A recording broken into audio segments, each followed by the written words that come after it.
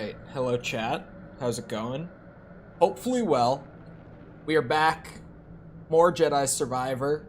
I've actually been making good progress in this game.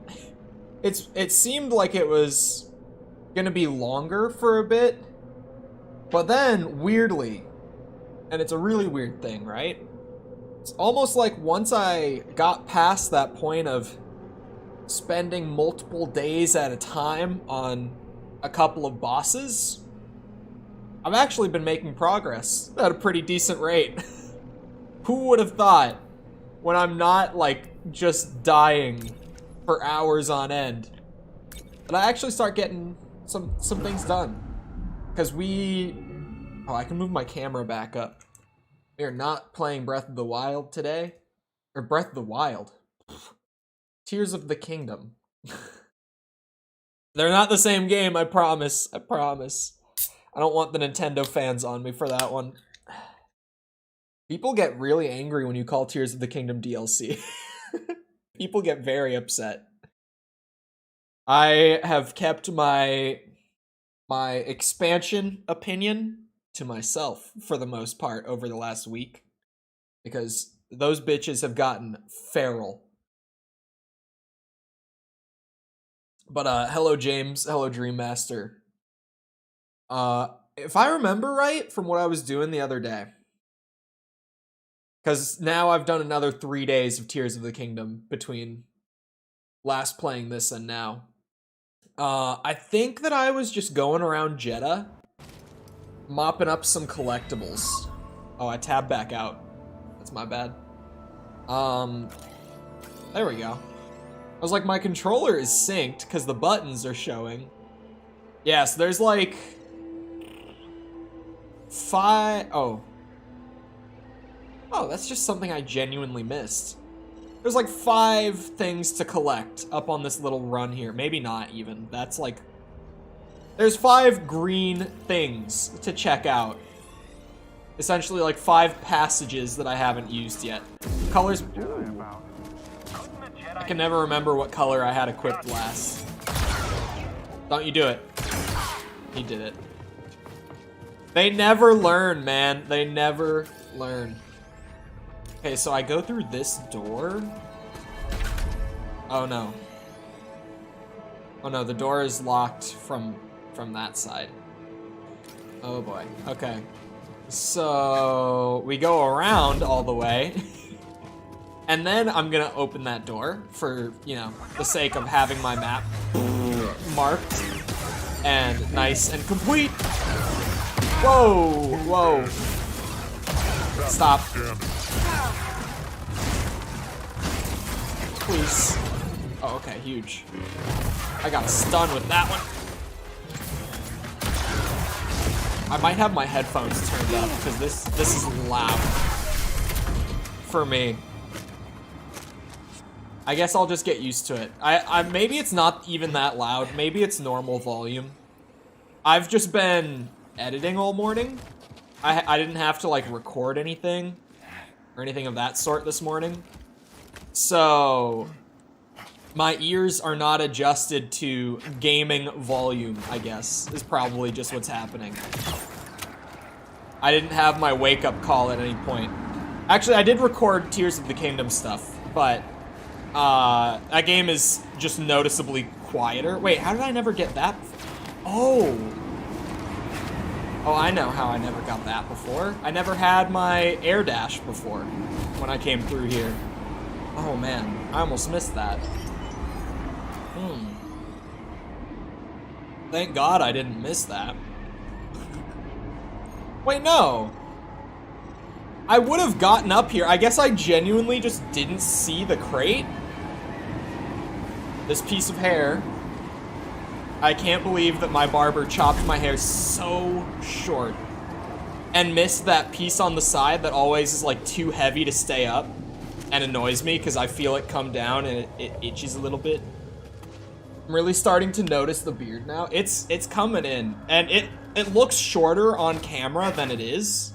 It's weird. It kind of always looks shorter on camera, like even at the very beginning.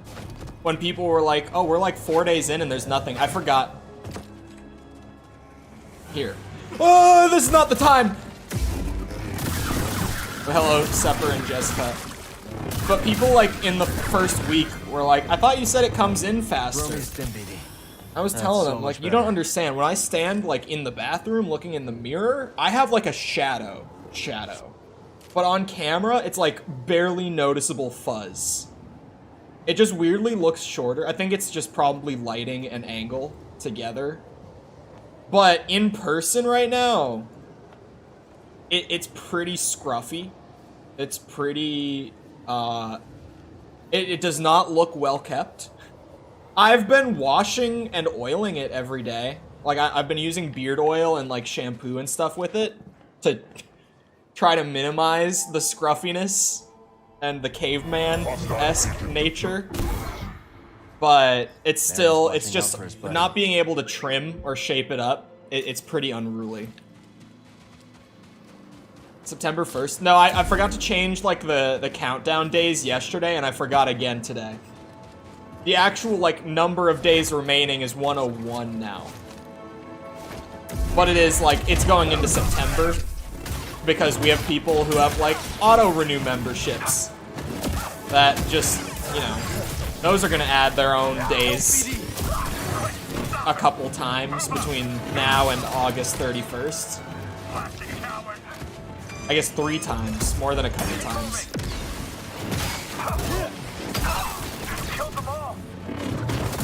Turning into Dumbledore. It's gonna be rough. It is not gonna be a look. Maybe it will be when it's really long. I don't know. August 30th at earliest, exactly. That's kind of how it is in general when you look at that number. It's like, oh, this is the earliest possible date that it will be over on.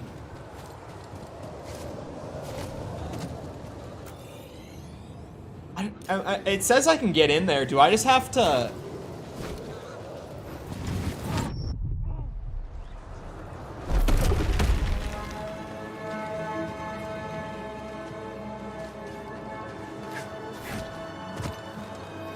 Yep, I don't get it.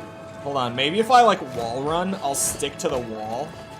You know, maybe I just do that and then I do the air dash in. Oh, this is the money. That's money. Stop!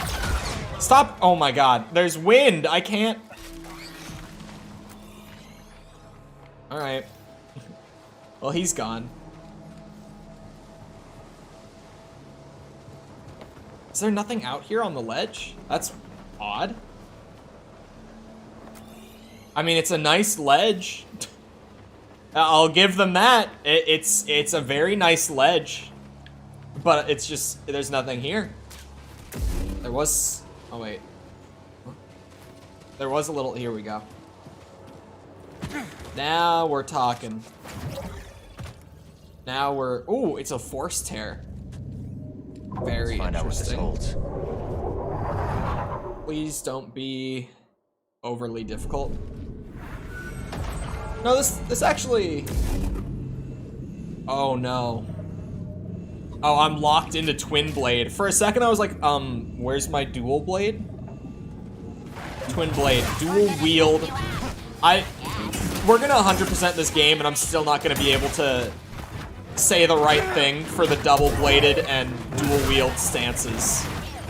I'm still gonna get them confused. I genuinely, when I was doing shorts too, for this game, I would just have like sentences I would have to do many takes of, only because I was saying the wrong thing for the stances. Like, I was just calling the stances by completely the wrong name over and over again. Well, the chicken is just cruel of them, really. The chicken was uncalled for. Why are those chickens some of the deadliest enemies in this game? I hate them so much. Because on Grandmaster, they actually just deal such an absurd amount of damage. Okay, how does dual wield even work again? Like, I've got fast, snappy moves. I know I have the auto parry stance. For the memes. It feels like they almost are just a shitpost. The only consistent way for me to not get my shit rocked by these chickens is just to force pull them. Just cheese them with it. Don't even give them the opportunity. Dual wield does look really flashy. Like, I do like the stance for that. You know? Whoa! Whoa! Whoa! Are you kidding me? I'm trying to do the cool thing. Alright, now you guys can come at me.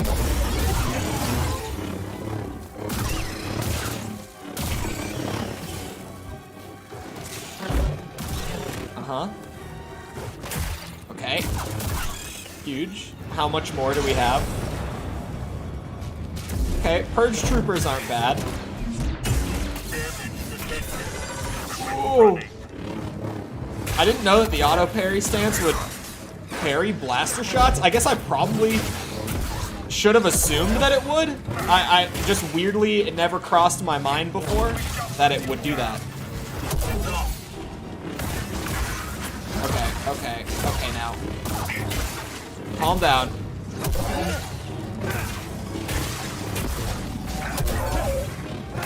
Slow it down now.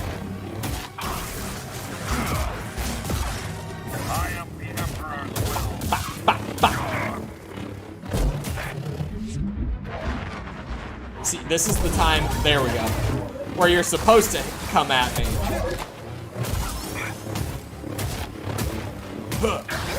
Yellow lightsaber is just the move. I really feel like this might be the best color overall. I don't know, it just has such a clean look to it. Ghosts are still losing 100. Ghosts are, in fact, still losing. Oh, can't.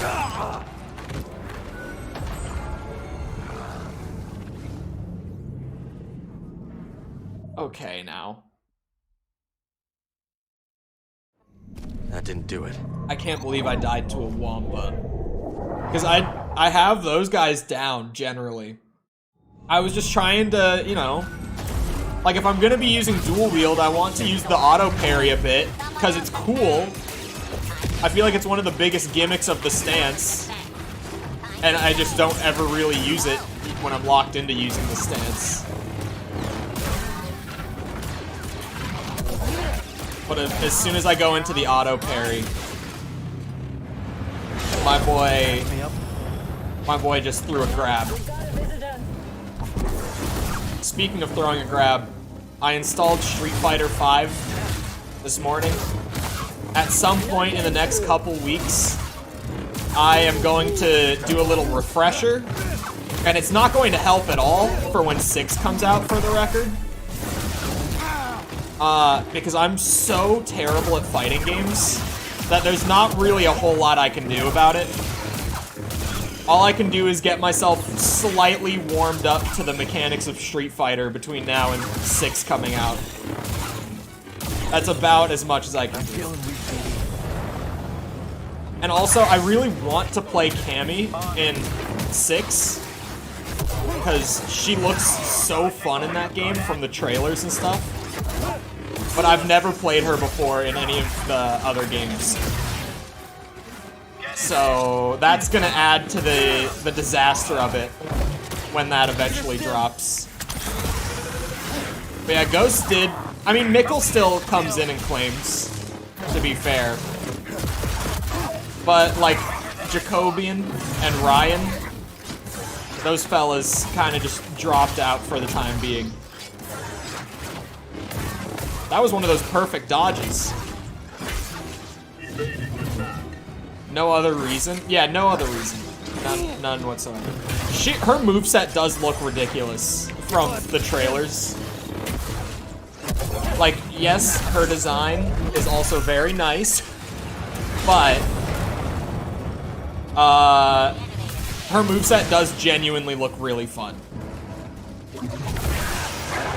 Are you shitting me? Okay, at least it didn't kill me that time. That was bullshit. That one was actually kind of crazy. I'm dog shit.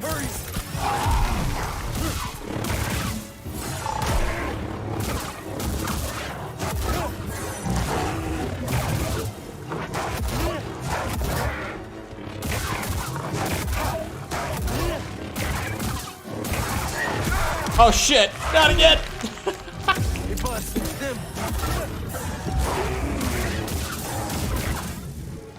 Give me the cool execution. He's gotta be the last enemy, right? Yeah, okay. No, Cammy actually looks like such a good time.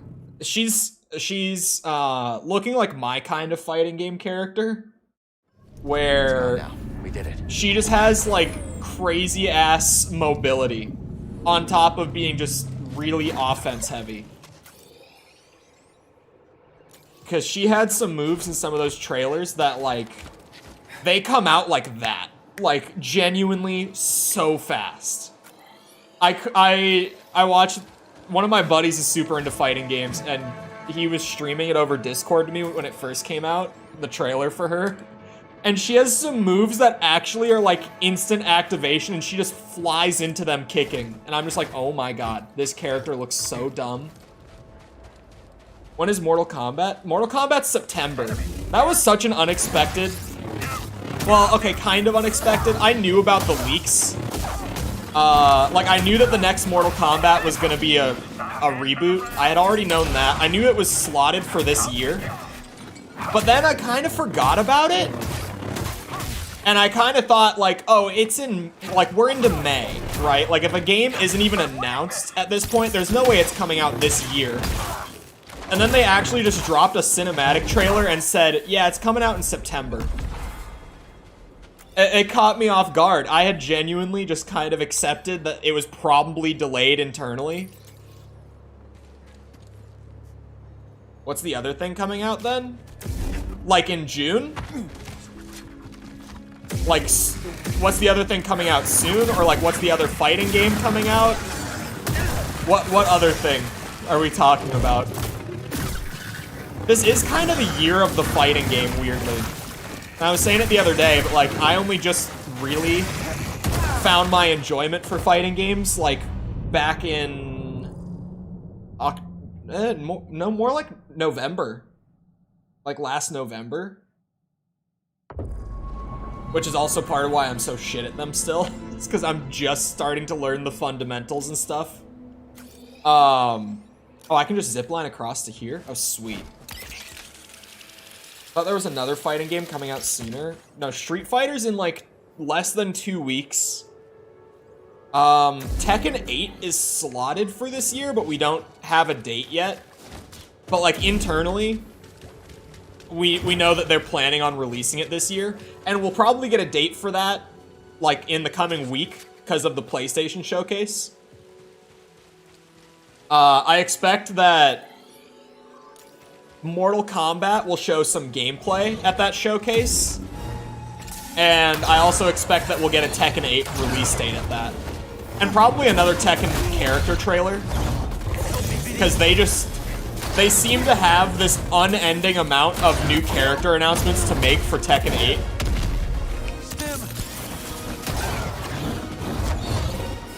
Only ever played Tekken 2. I don't know. I think Tekken 2 was before the games were considered any good. From what I understand, apparently Tekken only ever got good starting with the 3rd game. I've only played the 7th one, so I don't really know. Do you see the Xbox Showcase leak? I don't think so. What leaked about Xbox Showcase? I didn't hear about this. I saw a leak this morning for... Oh! I saw a leak for Resident Evil 9 this morning. Like a big one. Like an actual really big one. I was like, what did I just see? Literally today I saw a leak for something. It was RE9. I don't know what I want. I feel like some of it was a little too much to leak. If the leak is accurate, then the main playable characters are gonna be Jill and Claire for Resident Evil 9. Which is an interesting duo, but both of them are characters that have been underused for years by the franchise, so... Oh, Oh no. Halo 3 anniversary? Dude, stop. They're not going to remaster Halo 3. They would have done it 6 years ago if they were gonna do it. I don't know about this one. Hold on, everything else on here? Killer Instinct. Killer Instinct. There's no way they're doing another Killer Instinct. Xbox has been sitting on the Killer Instinct IP for 10 years. Like, a lot of the... New Vegas 2, absolutely not. No, this is fake. This has to be fake. Like, I'm looking at this more... Because some... Scalebound. No, this is fake. Scalebound... This has to be fake. This is absolutely fake. There's no way. Where did this come from, Sepper? Scalebound got, Scalebound got canceled back in, like, 2015. Twitter, where? Who? I know where you found it. Where does it come from? Like, who leaked this? That's the important question.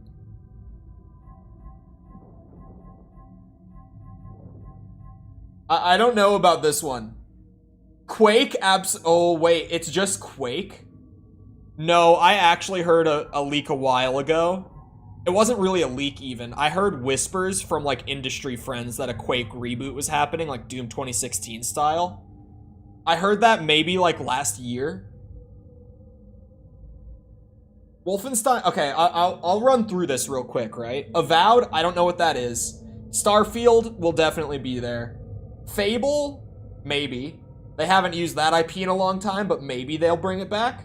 State of Decay 3, probably. Silksong, maybe, but it just got delayed. I don't know if they really want to show off much alongside the delay. Seems kind of weird. Overdose from Kojima Productions, have no clue what that is. Everwild, yeah, we'll probably see that. Quake, I heard whispers about that like a year ago, so probably, honestly, that seems like it could be legit. Hellblade 2, absolutely. Scalebound, I don't think so. Contraband from Avalanche Studios. Hold on, Avalanche Studios made what game? Or what games? Like, I know the studio. I just don't, I for some reason can't think of what their games are.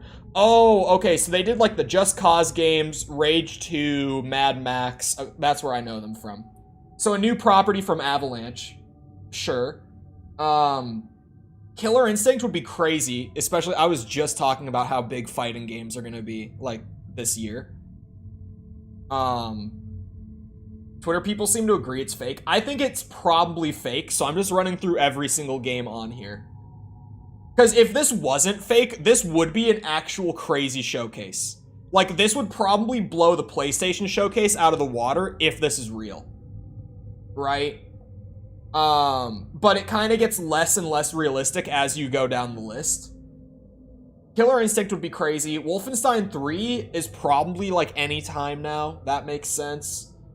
It's been like 4 years since the last one, so it kind of, that adds up. Forza, it's Xbox, so like, yeah. Midnight, see, I don't know what Midnight is, and also beyond that, where it says the studio behind it on this list, Midnight says to be announced. Why, if this was an internal like thing for everyone being on the same page of what announcements are happening, why would they keep the developer of one of their exclusive properties a secret? That seems ridiculous, right? New Vegas 2, absolutely not. Obsidian has struck gold with like Outer World and everything and moved on from Fallout. I don't believe New Vegas 2 is a thing in the slightest. Halo Tatanka, that game just got internally delayed, whatever that's going to be exactly, so I doubt it.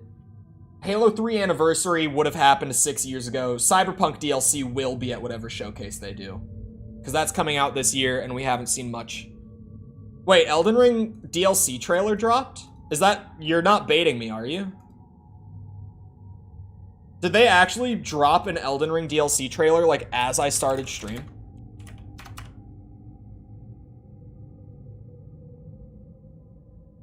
No, they did not. They did not.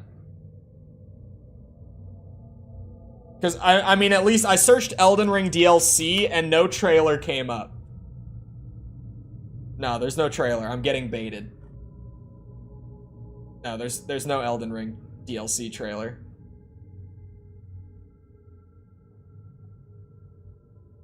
Me and I spread misinformation. Yeah, I'm looking it up. There's nothing.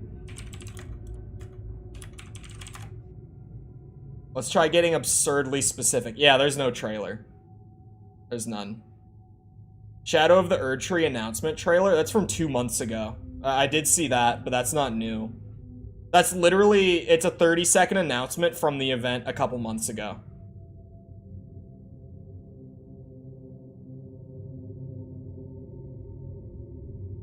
Yeah, there's nothing. There's nothing. There's some random channel called Game Trailers Weekly that posted one 4 days ago that has 0 views. Literally, it has no views. Yeah, no, there's no Elden Ring trailer. I did play Cyberpunk. I actually thought the game was solid. Not great, but it wasn't a bad game. The bugs were just crazy. The bugs were just so wild.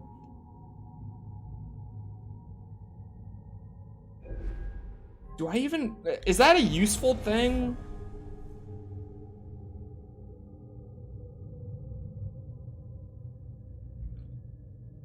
Probably the official FromSoft channel, to be honest. Yeah.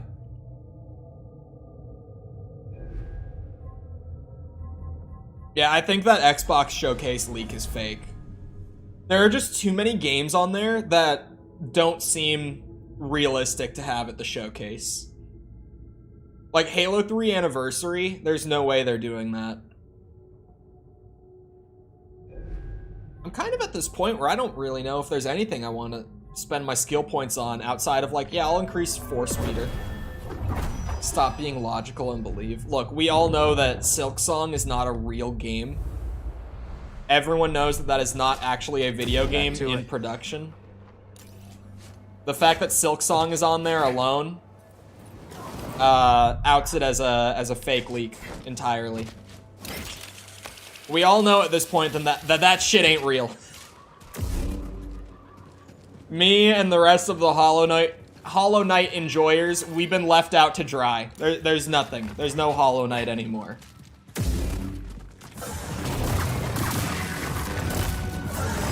Apple released a new security update, so I'm running updates on 300 plus school iPads. Oh. Literally just updating the iPads? Like one at a time?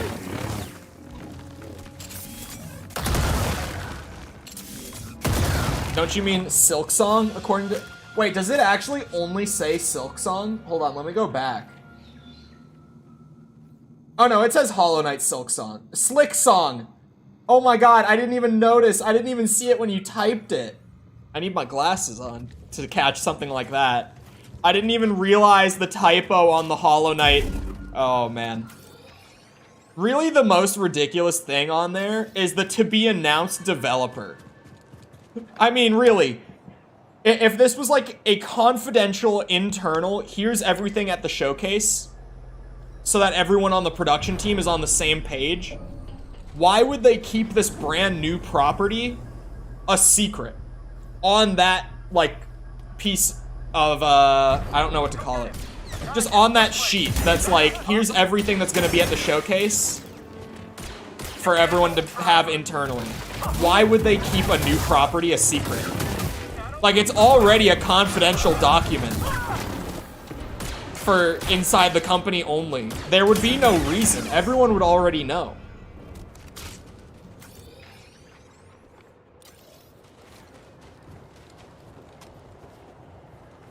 Oh. It's nice, but it's just work on Sunday, which I don't prefer. I mean, honestly, getting paid to update iPads sounds kind of nice. That doesn't sound too bad. Like, yeah, it's Sunday, but also, that ain't too bad. I would do that. Hey, let them know if they ever need a new guy to update their iPads. Oh, your salary. It always goes wrong. One of the iPads just bricks. Post update.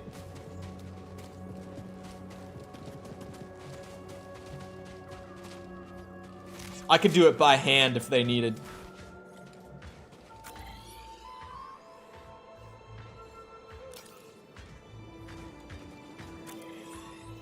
Do I just go in this way? I absolutely do just go in this way. They're way better now with updates. Apple? Or...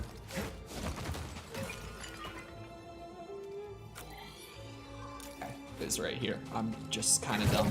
It's another force tear. What the hell? I can do this.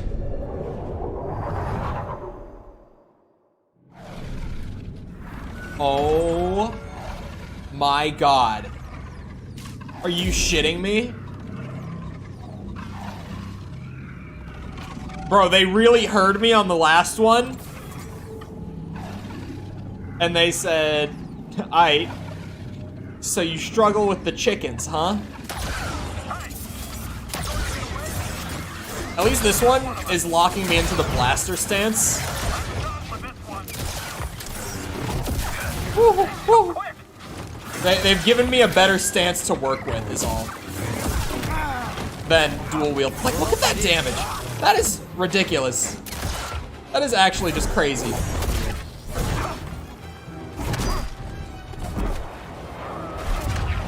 That's what I thought.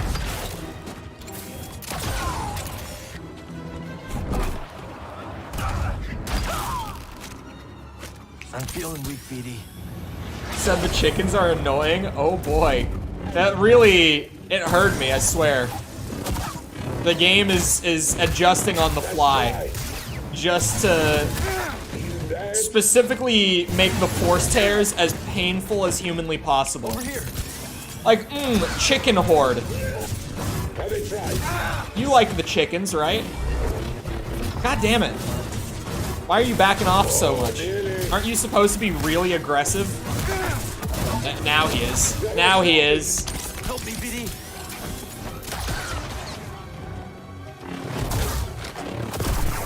There we go. I can 1v1. Having two of them is scary. But these bitches easy. I'm branding you. Uh-huh. That you are.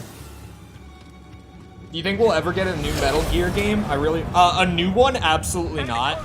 Because Kojima kinda, well, a new good one? Absolutely not. Maybe a new Metal Gear game, but a new one anywhere near the quality of the rest? No. We'll get like more Metal Gear Survives probably, if that's what you hope for. Yeah, no, with Kojima gone, it's just not gonna happen. Like, that bridge is burned, too. There's no chance in hell he ever goes back. Konami was absolutely miserable to him. And, like, he left. He didn't get fired, he left. It's pretty common misconception that he got fired, but he actually left because they treated him like shit. All right, that did it. And he just went off and made his own studio and, you know, released a little game you may have heard of called Death Stranding. Like, the guy is doing just fine without Konami. There's no way he's ever just gonna go back. But, sorry, what was I saying? What was the point with that? I was going somewhere with that. Oh, yeah. I've heard more than a little bit about there is currently a Metal Gear Solid 3 remake happening at Konami, and it's gonna get announced pretty soon. It might even be at the showcase this week. I've heard that it's fairly far along. It might not be far along enough for like an announcement, but it's slotted internally for a release early next year. So we're either gonna get it announced at this showcase or at the Game Awards this year. It's gonna be one or the other. And honestly, I don't expect it to be very good. If I can be the pessimist in the room, as I always am with stuff like this. I think making a remake of a Kojima game without Kojima is going to be absolutely impossible. I think they're going to screw it up so bad. Where may stem, bud? Much like I think doing a Silent Hill 2 remake without the original writers there has already, from what we've seen in trailers, resulted in a bit of a disaster in terms of how that game's story is being handled. I think without writers who fully understand the nuance of the original, it's kind of just a recipe for disaster. Oh man, I can't even make that jump. I got the Zora armor today. I haven't found a single damn piece of it. Wouldn't mind a remake for 2 or 3. Honestly, I think they should remake the first Solid game. Like, full honesty. Just because, sorry, my brain right now. Twin Snakes is not exactly considered a great remake to begin with. And honestly, just starting out there to, like, bring the series out for modern players on modern systems, I feel like that would be the move. Starting it with 3 works because MGS 3 is the start of the whole Metal Gear timeline. In terms of mainline games, at least. I don't know about, like, anything beyond that. So it makes sense in that kind of way. But I feel like Metal Gear Solid 3 only hits as hard as it does when you have an understanding of 1 and 2. Even though it is a prequel. It's kind of weird in that way. Shit. So there's a rope here that I never used, I guess. And that's all that this was. Okay, awesome. Great. So, beyond that, I think I've completed my roundup on Jedi. Looks like it. Yes, it does look like it. Okay. It would be easier to probably go up this way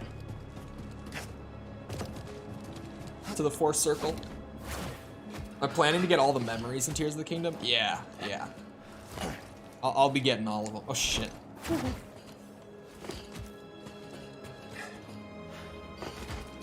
Spent time with my wife instead of playing much? No. That's not how gamers do these things. Come on. Come on now. New games and remakes were awesome. 3 aside. The 3 remake isn't even bad. The thing with the 3 remake is that it's only bad if you're a fan of the original. Which, I get put in a weird spot because, like, I recognize how much they cut from Resident Evil 3 with that remake. Like, genuinely, like, half the game is just completely missing in that remake. It's kind of nuts. But, at the same time, I never even liked RE3 all that much. So I would still rather play RE3 Remake than the original. Like, for me, it was ultimately still an improvement just because the actual game that is there is so much more enjoyable that I still would rather replay the remake of 3 than actually go back and replay the original 3. Which, like, RE1 and 2, I flip-flop. I like replaying the originals and the remakes, but 3... Let's stop for a moment. I don't think I've played the original 3 since the remake came out, actually. The original 3 is not my game, to say the least. What lightsaber skill is only gonna cost me 1 thing?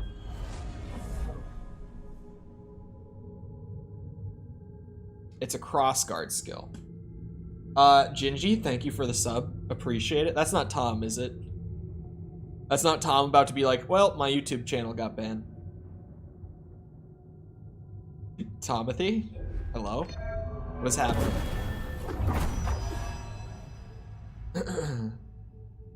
The clock tower was the most memorable area in the original. I think that was my favorite area. I'm also still not sure how I feel about how in the remake, Jill actually finds a lab, like a second nest lab under the city. I kind of liked that RE3 never had a lab at the end of the game. And it ended in like this old rundown factory instead. That's where you had the final fight with Nemesis originally. But the remake had her finding this whole new second nest lab just on the other side of the city from the actual one, I guess.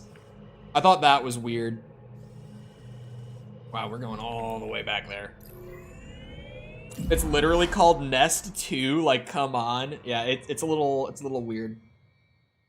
The 3 remake is so odd, because it's the only Resident Evil remake that isn't, like, universally loved. Like, even the 2 remake, with the flaws that it does have, which, it's weird, because me even calling out the 2 remake for having flaws, it's like when I talk about how many problems Breath of the Wild has.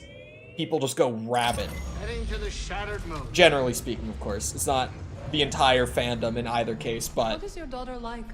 Right. Charming. So, not like you. What do you mean? She takes after her mother. Bode is so charming. Now? Gone. I'm sorry. Yeah. Me too.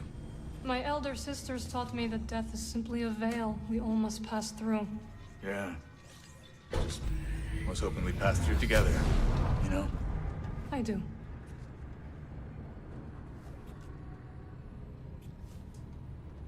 Yikes. All right, we're here. I feel like Gingy is one of those names. To be fair, Tomfoolery is also a really common username. Both of those names, whenever I see them, I'm going to just think that it's Tom. Because both of those are like pretty common usernames that Tom uses both. Problem with pointing out the problems that X game has is that you lead with that and you don't give much credit to the things that the title excels at. I think it's like, I talked a lot about what I liked while I played. But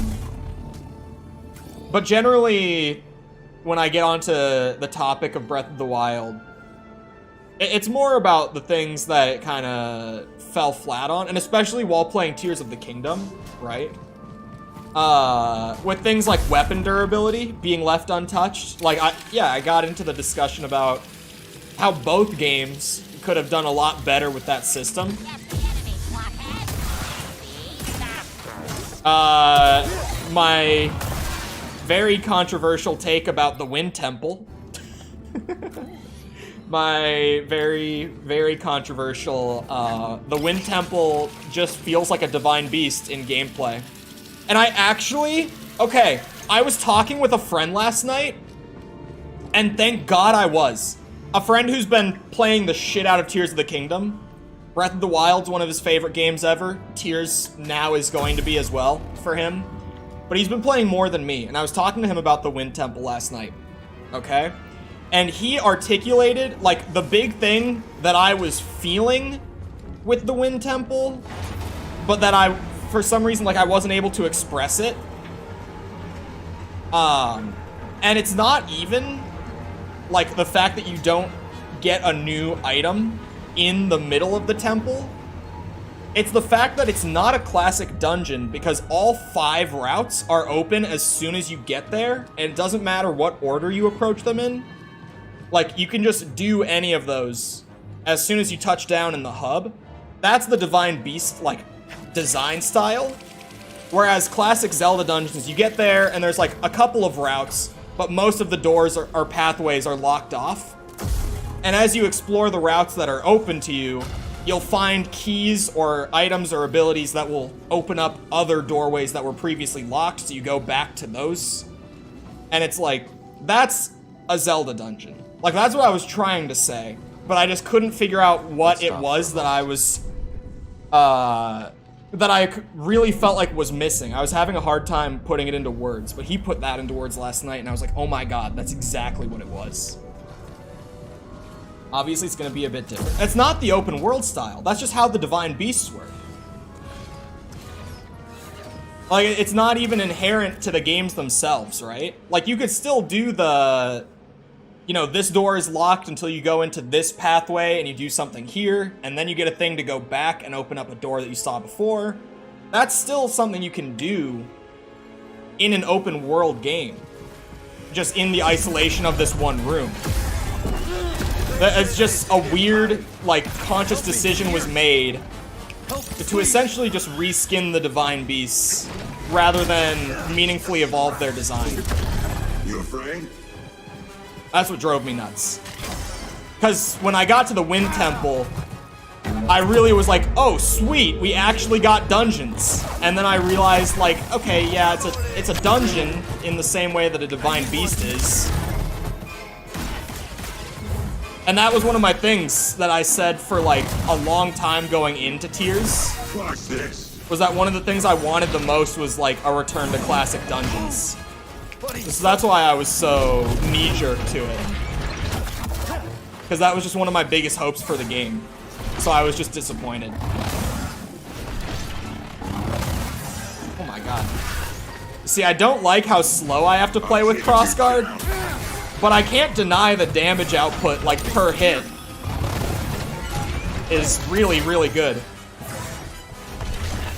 So the actual bounty hunter here was just like a companion to the robot, who's actually the mini boss with the health bar. Oh shit! I need help, bud. I feel like I need more stamina with this thing. Jesus.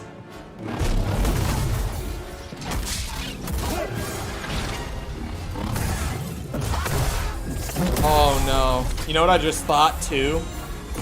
With like the way that the temple was designed?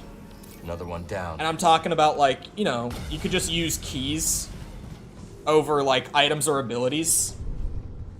Because, you know, the style of, like, the style of the game is different, generally speaking. They literally have old keys, like, in the game.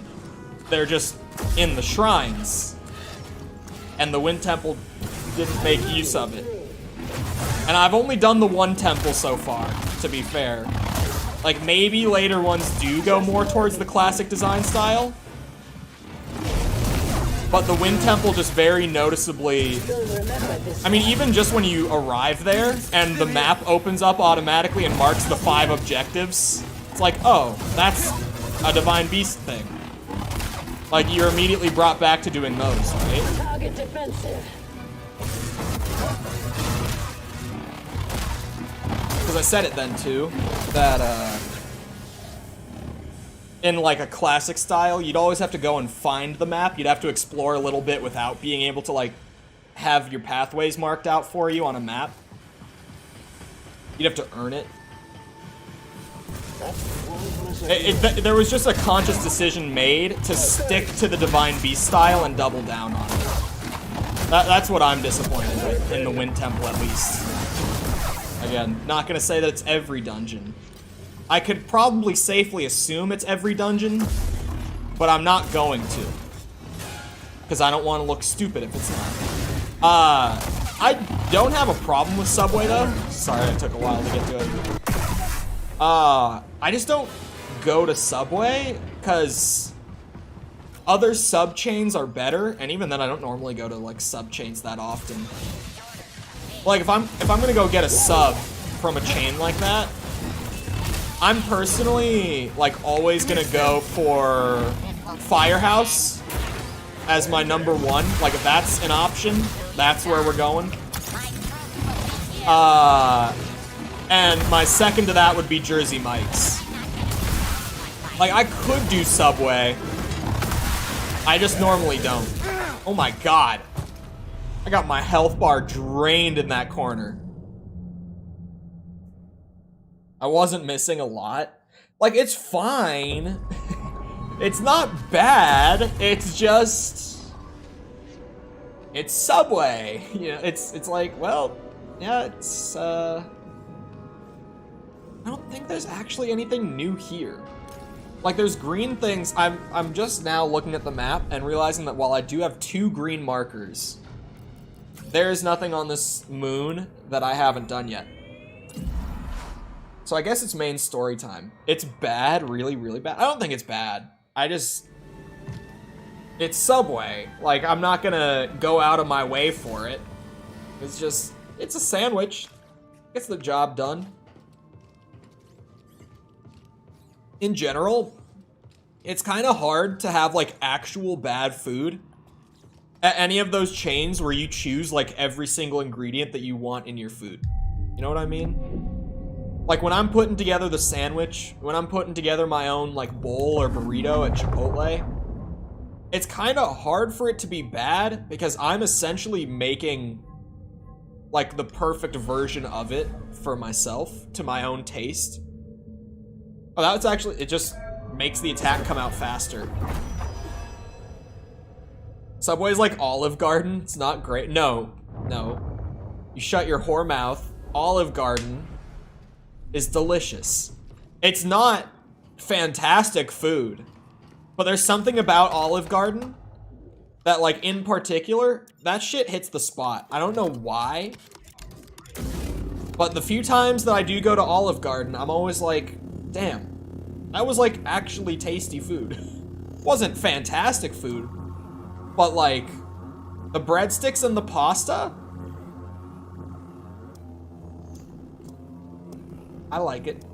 Thoughts on lightsaber color for the day? I do think yellow is the most well-rounded color. Looks the best in all the areas. But I like changing it up. Pink, not the pink saber again. Sorry, you mean magenta? That's a magenta lightsaber. God damn it. Subway isn't a deli, it's its own thing. It's Subway. Yeah. There. Magenta saber. I was actually just about to say that, like, in a similar vein to how I don't go to Subway, I don't go to Chipotle. Because the same thing where, like, you make your own and all that, right? But, Of course. Chipotle's meat, this is one of my hotter takes as far as fast food goes. Drinks are on me. Chipotle's meat is so bland. It just doesn't taste like anything. And their steak is I have never never cooked understood right. places like If you're a steak person, it's always People uproot their whole so lives, leave their rubbery home, and chewy. only to settle in smaller, worse towns. Inhale cave dust, break their backs, get shot by Chipotle, raiders. Altogether, I used to like plain fire. Chipotle, In their defense, but it's since very like shiny. It's all 2020, greed to me. I've just kind of stayed away from it. I don't go there because I always feel disappointed for the money I spend there. The meat got no spices at all. It's just like, and I went recently. Buckle in, Cal. Time to land. Okay, I thought we were broken. I went like maybe 6 months ago because my friends wanted to go to Chipotle before we went to a movie because there was a place like right across the street. And me and my buddy both got burritos. And this is one of those things where, like, it's not always like this, but we both got burritos. And both of our burritos were just completely full of rice. Like, and I mean, our other stuff was in there. But when I tell you, it was like 90% rice, 10% like meat and pico and, you know, whatever else I put in there, cheese, guac. Like, I mean it. It was actually just like rice and tortillas with a little bit of all the other stuff that I wanted in there. And both of us got it that way, and I was just like, bro, who is making these burritos? Like, they need to get fired. This is actually awful. This is just terrible. It was like, dude, if I just wanted rice, I would have just gotten a bowl with only rice. If that's what I wanted, I would have gotten that. Can this door open, please? Thank you. Counterpoint. Bomber jacket. Hold those employees accountable. Both of us were just like, dude, this sucks. We were just like, this ain't right. Is there anyone new here? Doesn't look like it. Okay, pink. Maybe you can get a pink one? I haven't found the bomber jacket materials. It's your own fault they make it in front of you. The Chipotle, it was so scuffed. They actually didn't make it in front of us. This is the crazy thing when we were there too. All of the stuff out front had been moved to the back, and they didn't even have like the line thing set up. They were doing mobile orders only. Like, even if you walked in there, they were like, yeah, you have to order through the phone right now. We're not doing orders through the line. Which was already probably a red flag. Just the way that I was like, what the hell is this Chipotle? I've never seen one do this. It was so weird. That's not bad. Like, they actually genuinely didn't even make it in front of us. I was so confused when we walked in there. Sometimes you have to order a delivery. Yeah, it was so bizarre. I was actually confused. Z is up. Or wait, Z won't be up here. Story reasons. She does have a shot. God damn it.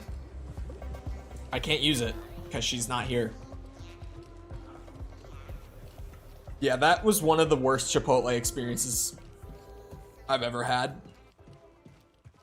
For sure. That was a bad one. One of my craziest Chipotle experiences, it was in 2020, because I remember this being COVID lockdown. One of my family members came in and was like, hey, we're ordering Chipotle for lunch or whatever. What do you want? And I got like a bowl, not a salad. Okay, that's important to emphasize. I got a bowl, not a salad, because they're different at Chipotle. You can order a bowl, you can order a salad. Good choice. I ordered a bowl, got all my shit, whatever, right? Order comes like 40 minutes later, and I open my thing up.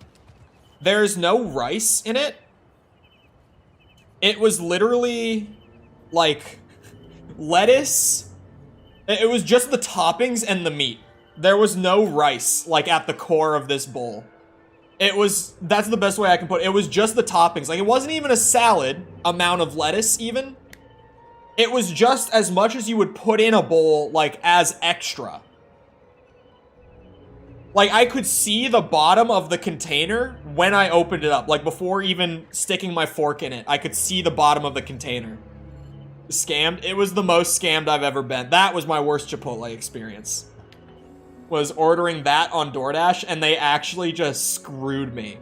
I was like, bro, this is just toppings and like a little bit of chicken. What is this? Devastated Settlement is where I gotta fast travel to. I'm trying to force myself to use crossguard to see if maybe I come around to it. You know, maybe I end up enjoying it. The delivery guy ate your rice. I was so baffled by it. I was actually just like floored. I opened it and I could not believe my eyes.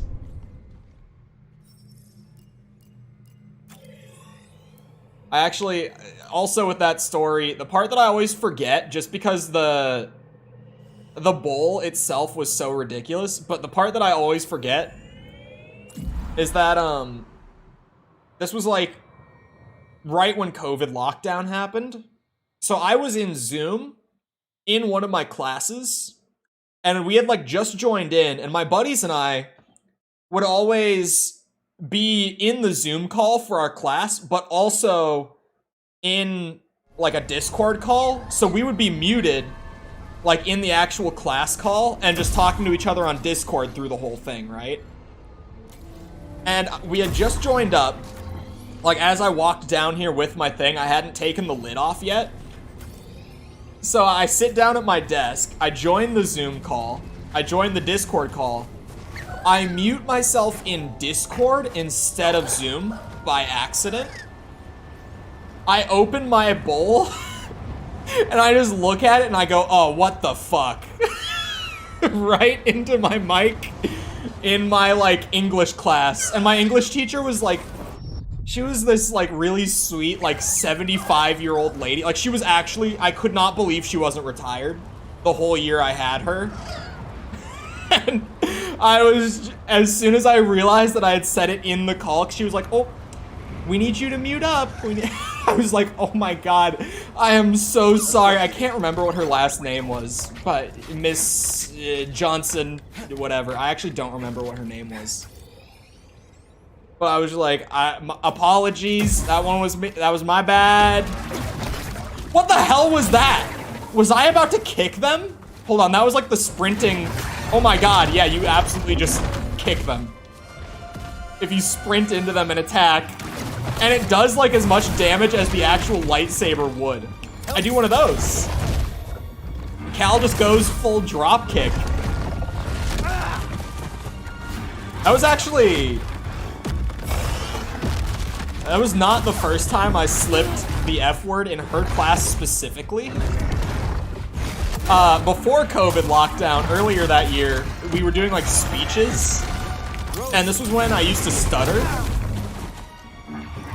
So I was up in front of the class, like doing my speech, whatever. And I started stuttering really bad on this one sentence and I could not get it out right. And at like the third attempt failing, I was just like, wait, I can't say the word on YouTube, I forget. I dropped it, like angrily just dropped an F-bomb. Forget that I'm not supposed to say it on stream. But yeah, the whole room erupts into laughter, man. That, like, I have never felt so much like a class clown outside of that moment. That was ridiculous. Thanks for the Ship of Harkinian video. Been playing it all week. Well, I'm glad to hear that. Thank you for watching. What was the word you started with? I don't know. Anyone spot you? Me? Not a chance. More boat action is a good thing. I'm down for some more boat action. Any sign of the droid? Heard a couple having a full-on argument in the background of it. Oh. Some kind of service gantry. Could be a way in. It's the best option I can see. Only way to the Lucre Hulk is through this swamp. For you, maybe. You want to ride, BD? I thought he was actually gonna go with him. I'll be watching. Copy that. Man, Way not to get mud on your boots. why is he so underused? Bode is just such a likable side character, and he actually just has never been in the story. Now we just need to rescue Z. Like, since the opening, I've gotten no Bode in this game. He's criminally underused. I love Bode. You could see the oh no look when she realized. Yeah. I had stuff like that, especially when I first started college, mid-COVID lockdown. I had so many things like that when I was taking my generals, like at the very beginning. Because I didn't take many generals for my degree. It was like the first 2 months I had to do generals. I just banged them all out really fast. See that building, buddy? Guess someone does live here. And so my Zoom lectures are like 200 people a call. And so there was so much chaos in those calls, man. It was so bad. We should take these seeds back to the garden. But I would always have some pretty crazy stories. I had one guy who was like a veteran. He was older. And he would not only tell all these stories about when he did artillery when he was in the army. He was artillery. He would tell all these stories randomly, mid-class. He would like interrupt the lecture to tell them.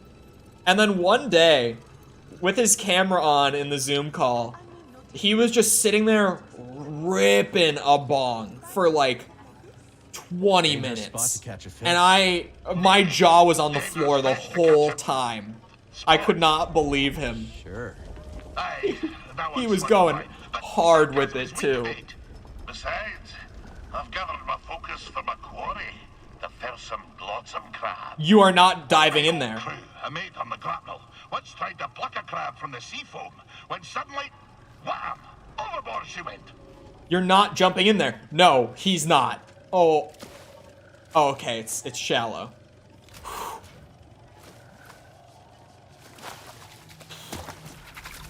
Okay. I was like, I don't think that water looks safe, Scuba. Where was I? Aye! She flopped overboard like a quillfish wriggling out of a tin. The crab yanked her in by the nostril. Sometimes you have to strike first, no? Do you really believe that? A flexible compass may not serve you on the roiling waves of Manan, but it does make the seas of the soul easier to brook, no?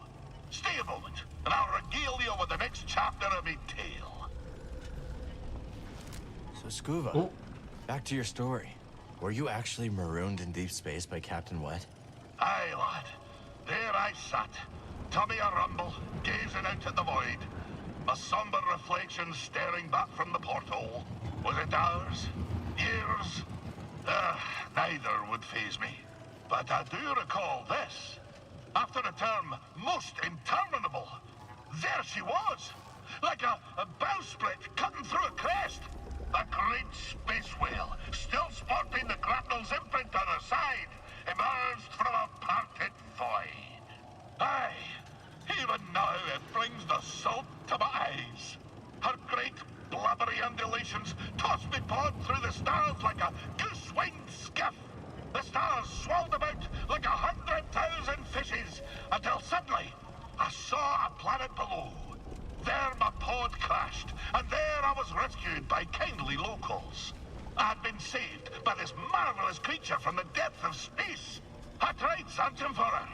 Alas, to no avail. She eluded me for years before I packed my satchel and headed home for Sakari Tar. Most didn't believe what I'd seen. They say she was not but the terminal spasm of a starving salt's brain. But What? I know what I saw, lad. I know what I saw. Of course, when I returned home, things were not as I remembered them. But that be a tale for another time. No! We were just getting to the good part. God damn it. I love Scuba, but he always ends on big cliffhangers. Even Discord makes me nervous. Yeah, no, so... I don't know, I think I probably told this on stream when it happened. False has her, like, stream voice chat in her Discord server that she uses locked now to where she's the only one who can, like, go in. Other than that, she has to manually bring you into it. And it's because of me. I popped in once by accident, and she uses her Discord overlay. And so I accidentally clicked in, immediately realized, and left. But because she uses her overlay and has it visible on stream, my picture and username pop up in the corner for like 2 seconds. I can't remember who it was, but someone in chat like caught it and thought that I was making a surprise appearance. And, yep, it's locked now. Like the other night when I went on there for an actual surprise appearance, I had to get dragged in for an unscheduled, unplanned appearance. Cal, what are you doing out here? I could ask you the same question, Zig. I came out here to look for Z. Yeah, me too. Ahem. And I am Winnie Edes. Cal, was it? We've only just met, but I could use some assistance. What do you need? I was told there's a bird in the swamp that spots a resplendent plumage.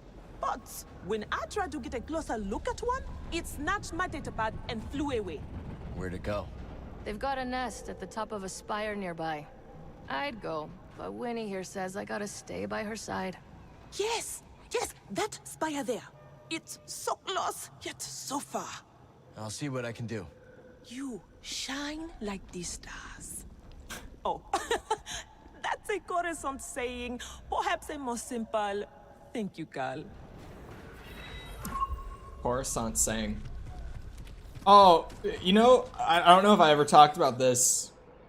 You know how when you've seen a lot of Star Wars stuff, you get to a point of knowing the planets, right?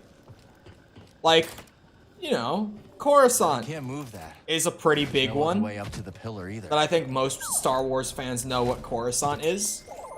Big city planet, right? The one from the prequels and... Hey, BD1. No, they don't. They appear in the prequels. Or it appears in the prequels, mostly. It's in a lot of the newer stuff, though. Like, Mandalorian and Andor and stuff like that. Like, Coruscant's a really memorable, really important planet. It's in this game. Nice job. However, my mother, huge Star Wars fan, does not know the name of planets at all. So whenever there's talks like that, like lore speak, it just all goes entirely over her head. It's so wild to me, because I'm like, you have seen like every piece of Star Wars, I guess, visual media, like movies and shows, like at least twice. And you don't know, like, Coruscant by name. I think the only planet that she actually knows is Hoth. Which is crazy, because it's not a very important planet. It says shortcut, but that brings me towards the story? What's the rumor here? Oh, it's help Zig, so I guess it doesn't check off until I'm done. So I guess I do want to go forward then, towards the story.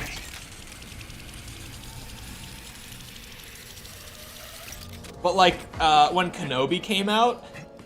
You ever been in a ship this big before, buddy? I had to, Long time for me. Not looking forward to it. It's Z's in there. We're not leaving without her. I had to tell her what Alderaan was. Like, the planet. Because there are scenes in the Kenobi show on Alderaan. And it's, like, a fairly significant thing.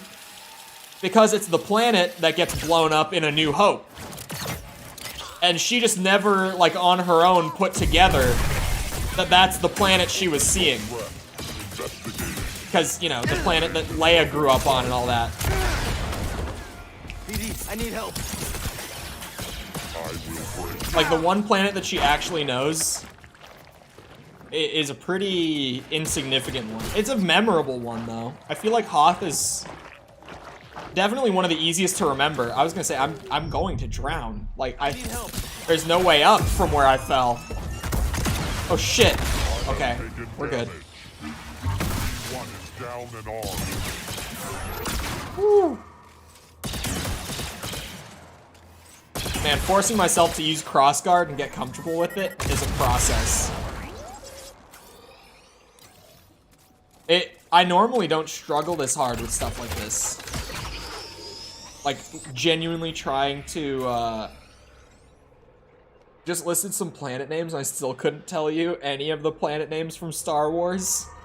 It's one of those things that's kind of worth paying attention to with, like, planet names, just because then when they get mentioned in, like, other media, even just the offhand mentions, you'll actually know what they're saying. It won't just sound like useless jabber. Because to her, it's kind of just useless jabber, like, between the stuff that she's actually there for. I'm like, no, if you, like, There you are. put it together, it's not. High Republic droid. Like, they're actually saying things. I'm here, aren't I? It's not just random blah blah. I can't remember what it was. There was a planet in Andor that got mentioned that she was like, trouble what is getting that here? one? Nothing. And it was another big one. How about that swamp? Almost lost a boot. But it was one that was like a little harder. Almost lost a boot, you say? Ooh, which one? Oh, it defaulted. I didn't press the that. Shadowlands of Kashyyyk. Now that's a swamp. Yeah, not on my bucket list. Patrolling. Roger, roger. I'll go high. I know the story from the last game. Yeah, it's like Coruscant's one of the ones that comes up so constantly that I couldn't believe that she, like, didn't know it. because she is a big Star Wars fan too, and I was just like, how do you not know what they're talking about when they say Coruscant? That's crazy to me that you don't. Oh! See, Bode kicks ass. I'm glad we're getting Bode action again. What was he about to scan? Marin is definitely more helpful, like, in gameplay. But I like Bode. I'm just glad that Bode is here is all.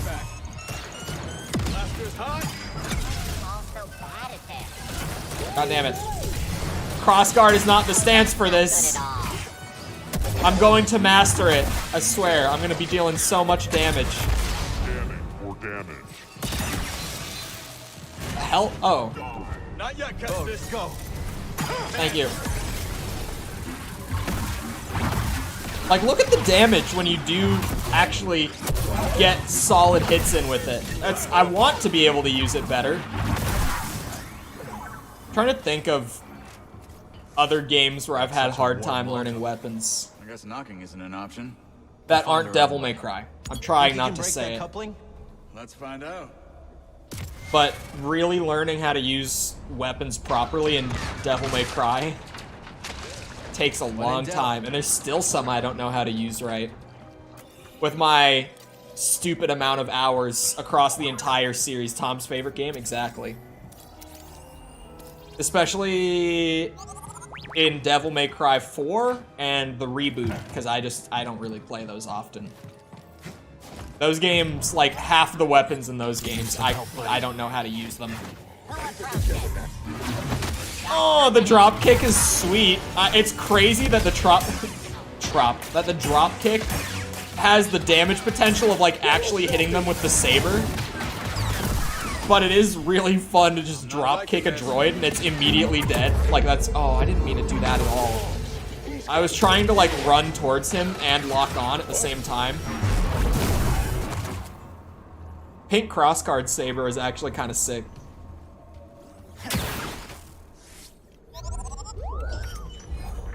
Short goatee.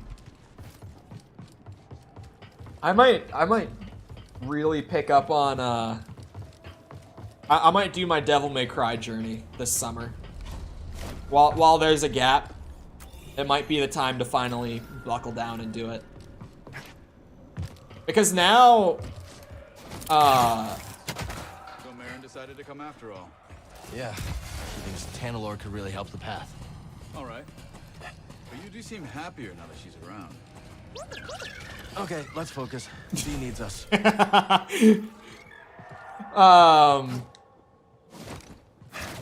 Like there isn't 900 Koroks in your future? Yeah. This piece of junk could sink any second. Nah, That game, she'll hold. I'm not going to finish Just Tears wait of the till you see Kingdom what's inside.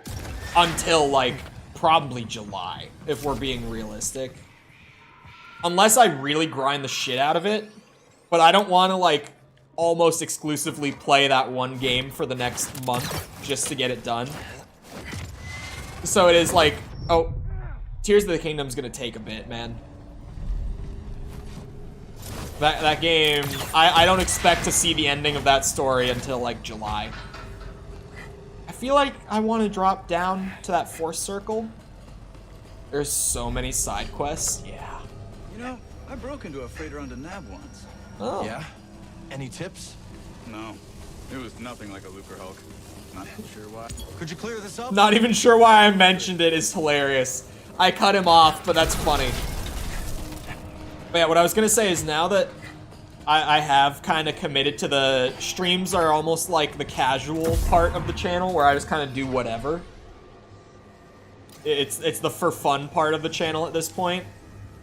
Whereas back like last summer, it was like the main thing.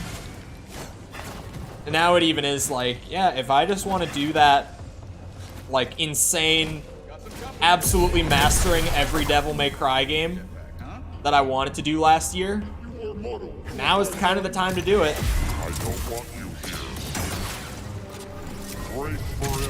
I don't look forward to playing Devil May Cry 2 that much. I don't even feel like DMC 2 is going to be fun to watch. That game is just such a shit show. It's not even like an entertaining shit show though. It's Arguing? It happens more than you'd think. it's a shit show in the way that like it's just so slow and floaty and boring that like God, that's gonna be the bad part. But at least I'll be able to like meme it the whole way through.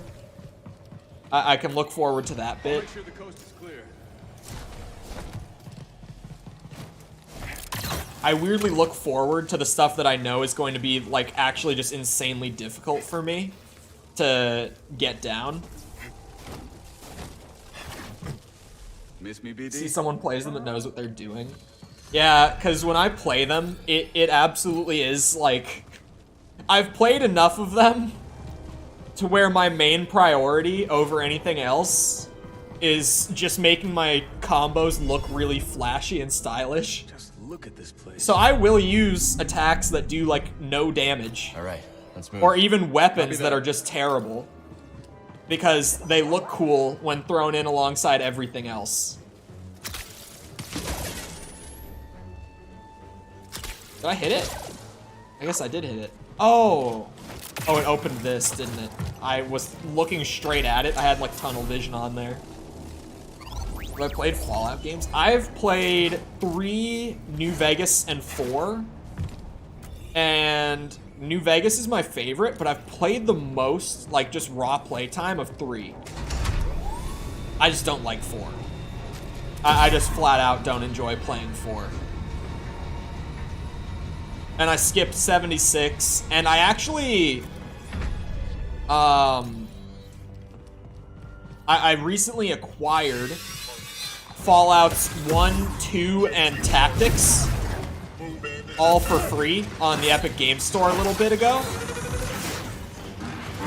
So at some point I'll go back and play the pre-Bethesda era, because I've heard from like the big Fallout fans that the pre-Bethesda era is the best era of Fallout. And I know that for a lot of like newer players, it's like the isometric style and all that really turns them off, and like how punishing the games are really turns them off, but I think I'll actually really enjoy them. Bethesda era, I think 3 is the best. Over New Vegas, man? I don't know about that. Like, 3 is definitely the one I've played the most of. Oh. Oh, a Lucre Hulk. I didn't even realize until I saw that what we're on. Oh, shit. Okay, chat, am I stupid? Any Star Wars fans, am I dumb for this? I had no idea. This is one of the ships that, like, you know the beginning of Phantom Menace? Like, the big ball with the ring around it that Qui-Gon and Obi-Wan go to at the very beginning of that movie? That's what this is.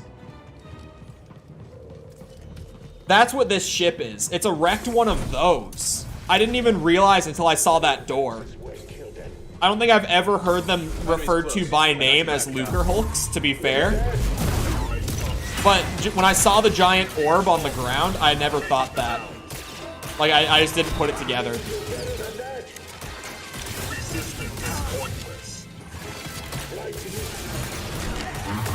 It's cool, though.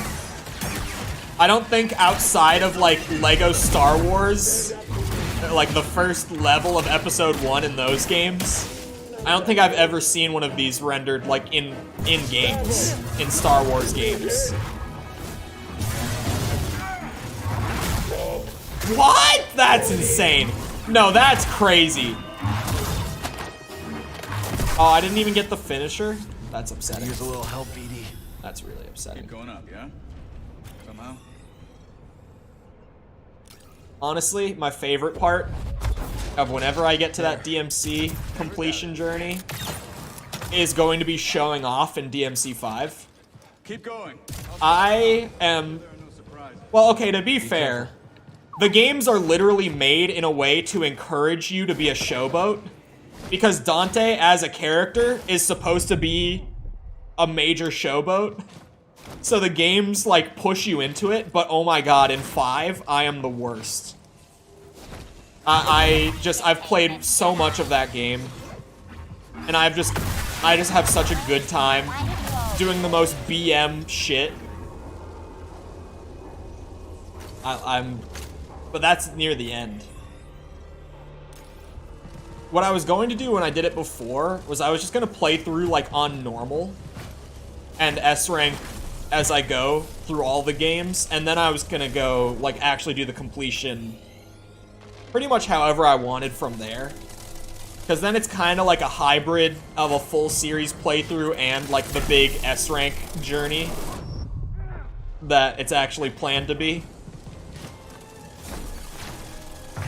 So it'll be like S rank my way through 1, 2, 3, 4, reboot 5. And then from there, just kind of bounce around depending on what I and probably chat are feeling collectively.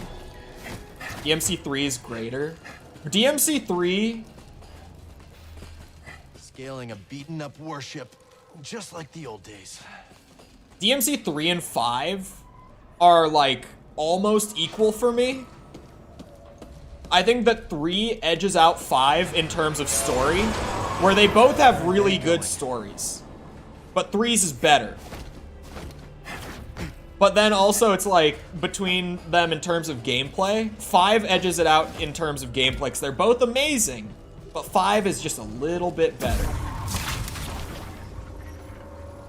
So, 5 is my favorite, because I'm way more of a gameplay guy, just universally, like with any games. I care way more about your gameplay than your story in any game. But, shit. I need help. I do love both. Then please. Shit.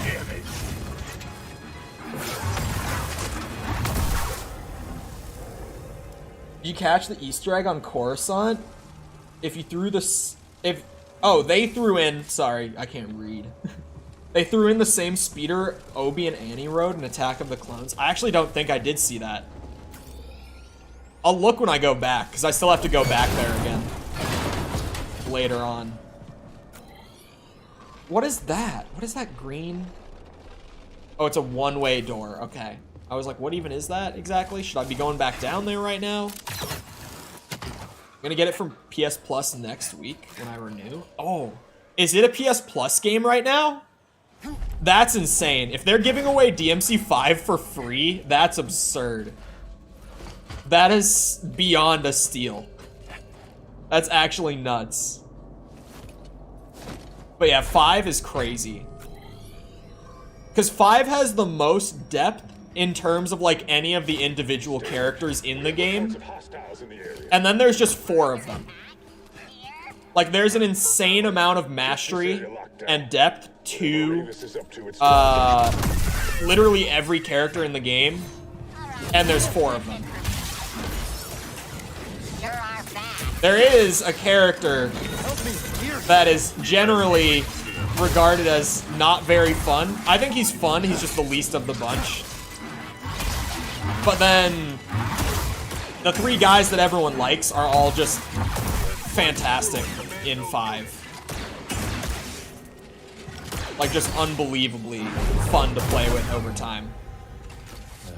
Whole ship knows we're here now, huh? Like all 3 of them are returning characters from previous games. I'm being careful with my words. And also, in terms of their gameplay, are at their best in 5. No spoilers. I'm not spoiling. There's a bunch of characters returning who are all at their absolute best. And then there's a new guy that people generally don't like as much. But I still like him. He's just my least favorite.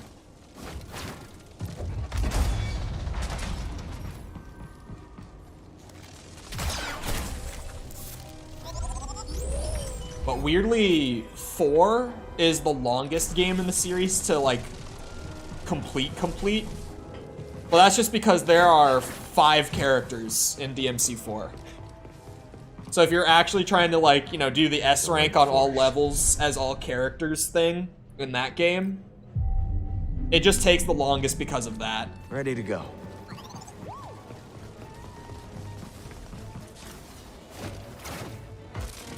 I have to play the whole game again as Dante. Don't remind me. 4 is that game in the DMC series that's like, this game could have been so insanely good, but because of like the circumstances of its development, it ends up being really good, just not as good as 3. But also, 3 does not get enough shit for how much of a nosedive it takes in terms of enemies and level design in its second half. 3 definitely, out of every game in the series, has the largest amount of enemies that are absolutely miserable to fight.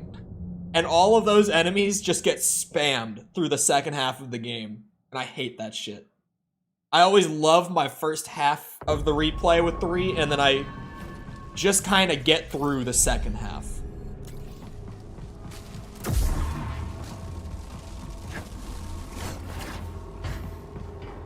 But like the combat design in 4, at its base, is so fantastic.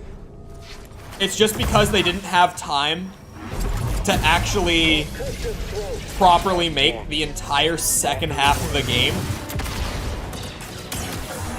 Again, I'm trying to say what I can without straight out spoiling. I'm gonna play them on stream, so I don't want to ruin what happens exactly, but 4 is another game in the series that's like, the first half is fantastic, and then it nosedives really hard.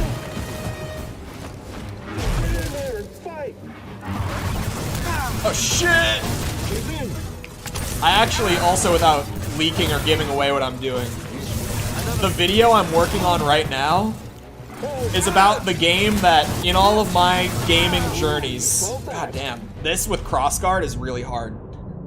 I just don't have a good window to attack them. The game that I'm doing a video on right now, like an actual good video, like, it's coming out to be about 7 minutes of talking about game design stuff. It's about the game that, in all of the hundreds of video games I've played in my life, I have never seen a game take such a sharp nosedive and be like amazing in its first half and absolutely miserable in its second. Like, I've never seen such a good game turn into such a dog shit game as much as I have with this one. And that's genuinely what the video's about. Because, oh my god. Is the game called Resident Evil 7? It's worse than that. It's like, if I can express it to you, it's more of a nosedive than RE7. It's more of a nosedive than DMC 4. Like, it's a really bad drop in quality. I'm not exaggerating, it's the worst one I've ever seen. But hello, Finn. Shit, man. These two, I might just have to whip out the blaster real quick. It might just be needed.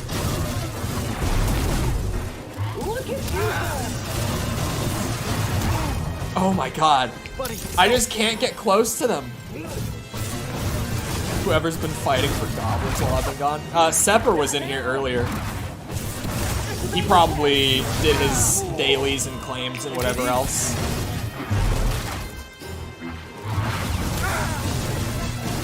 I don't know exactly if he did. I kinda skip over all of the bot claims for the most part when I look at chat. So I'm not 100% if he did, but he probably did. Dragon's Dogma. I have never played Dragon's Dogma.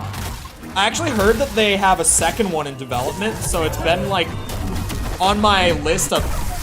Oh, that was really cool. It's been on my list of like games that I need to finally get around to and play. But I've actually never played that one. I've had friends over the years tell me about how much they loved that game and how much I need to play it, and it's just one that's been on the backlog for ages. It's normally, like, I hadn't even heard of it until I was in college, actually.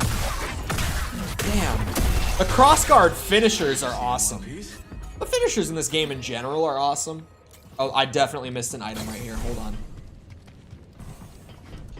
on. But the crossguard ones, just because I haven't really used it, so I'm seeing them all for the first time, they're sweet. Nice try. Good catch. Dual wield has some of the best ones. Yeah. Glad she wants to help us find Tantalor. Bode? Destroyer droids. Uh-oh. Perfect. No way. No, no, no, no, no, no! Gonna keep me all awake all night trying to figure out what game you're talking about. Taste this.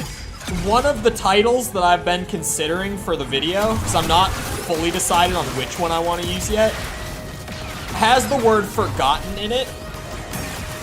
So, nothing against anyone in chat, but I don't know if anyone would even really think of it. It is a game it's not like lost to time, but it is not a game that I hear discussed. That's for sure. It's definitely one of those games that, like, people just kind of forgot about it over the years.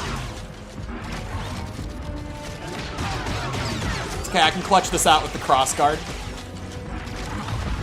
Oh. Nice move, Woo. Huge.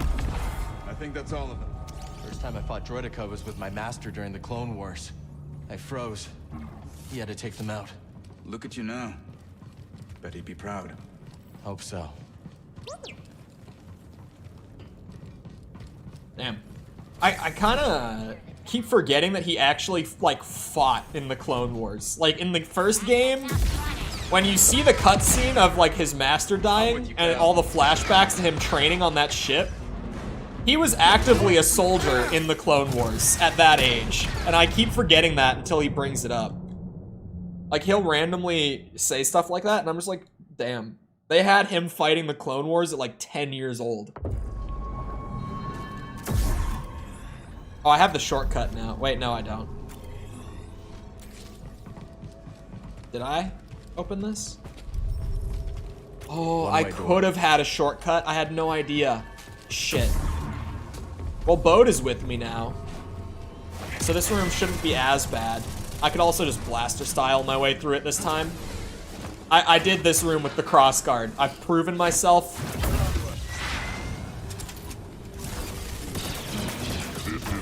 One moment. Thank you, Bode. You scum. Show your power. Glory will be ours. Whoa. Bode, can you? God damn it. You pay for that. God, I feel so fast all of a sudden, switching back to blaster style. I feel so agile.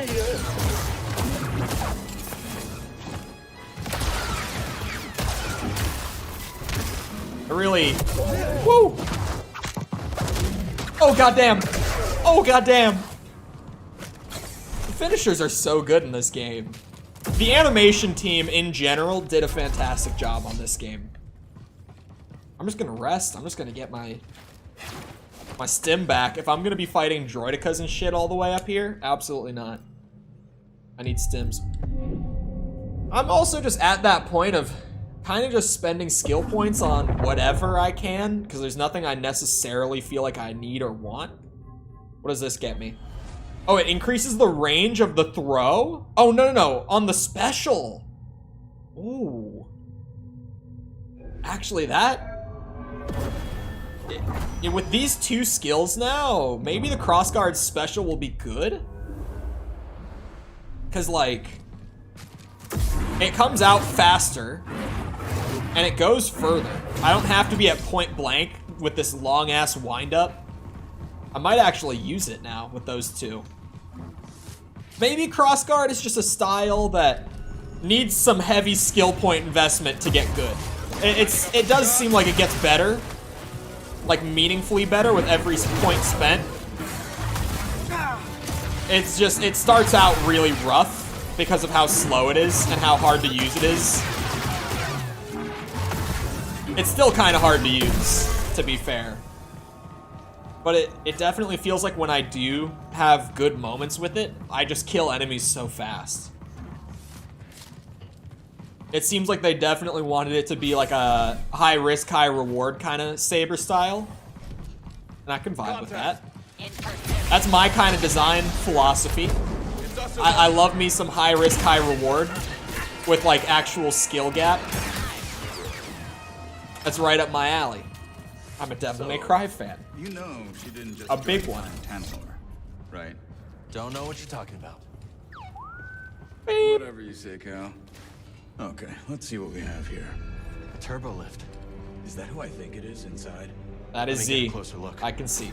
I don't need the closer Yeah, look. That is Z. her. Where does it go? Control tower. And that's our target. I can't exit See the a problem. Down there. down where? Thank you. God, it's so zoomed in.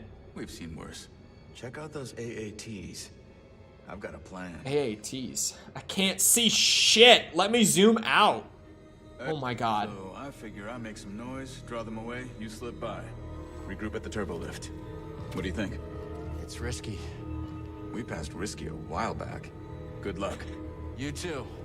Bye, Bode. Ooh. There we go. Whoop. Okay, Steam. Back with the controller sync shenanigans. Oh, is this gonna be a shortcut? Oh no, that seems like it might be the way forward. Never mind. Ship won't fly, but there's a hangar full of craft. An army, all ours, ready to scour this planet for my lost master. Oh. Oh, What he's doing. That's good lore, chat.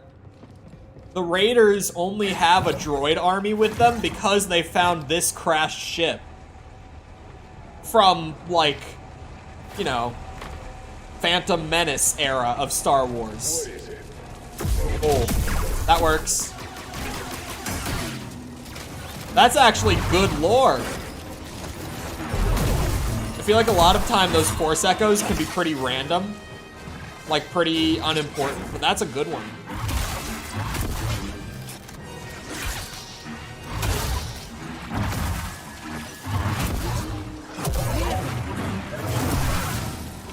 I think I might be getting it down. I might be getting a feel for it. I'm definitely not as good with it as, like, blaster style or double bladed, because, you know, I've invested a lot of time into just using those two. But I think I'm starting to get a feel for the crossguard. Give it some more skill points and a little more time, and I think I might actually... I might become a fan. Let's stop for a moment. Maybe not as much of a fan as I am of, like, blaster stance, but a fan. He knows how to make Holy frame rate, Bode. Whoosh. Hey, what? Damn.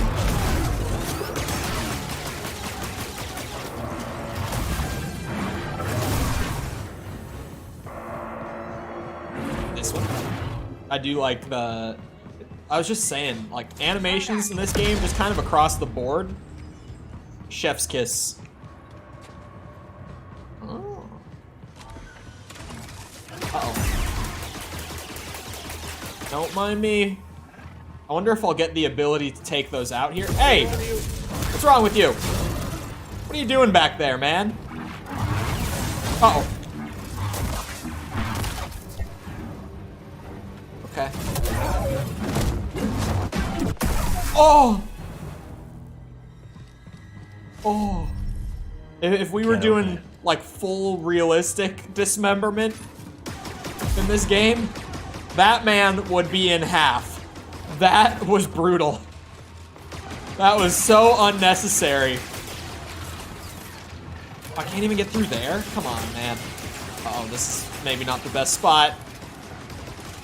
My stamina's getting a little low. No. No Roger, Roger.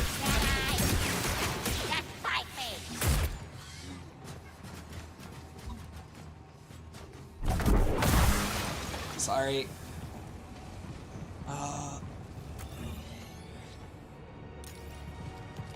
There's something over here. I have to see. Oh. Nice. A priorite shard. Awesome. Holy shit, the turrets in this place. I better get an ability real soon to handle them. Because it's getting a little ridiculous at this point. Any items? Ooh. Lore, perhaps? Now to test my work. Droid, kill them. Roger, No. roger. Damn. Who did he kill? Just some random guy? Nice shortcut. Oh my god, you have a hammer? Oh, wait a second. Whoa, whoa, whoa. Heavy versus heavy.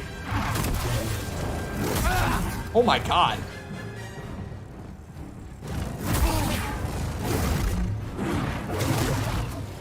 Give me some fight.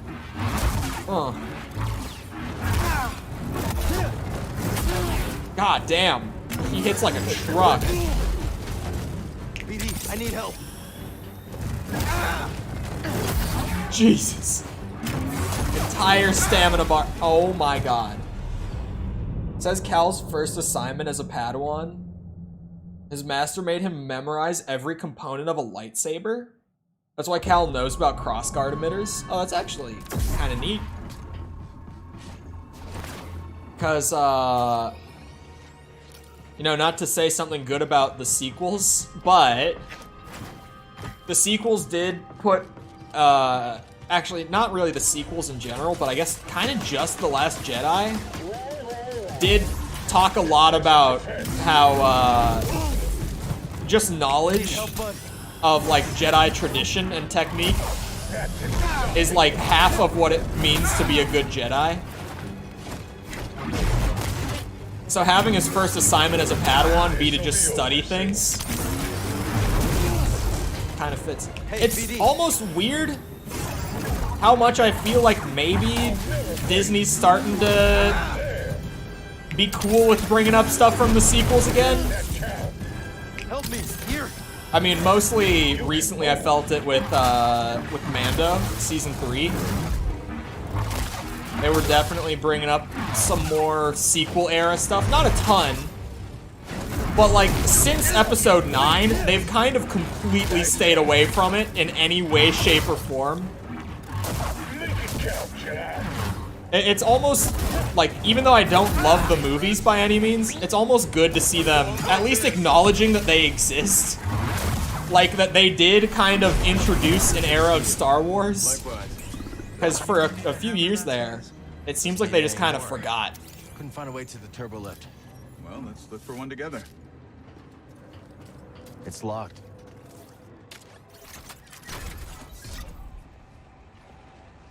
Like I said, definitely not a sequels enjoyer by any means, but if you're gonna introduce a whole new era into a franchise, you have to at least acknowledge that you did that. You can't just like entirely put it off to the side and act like it doesn't exist anymore, because then it just stands out. Like, it's noticeable when we're pretending that they don't exist.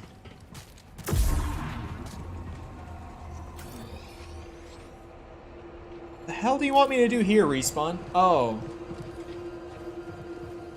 No, still don't get it.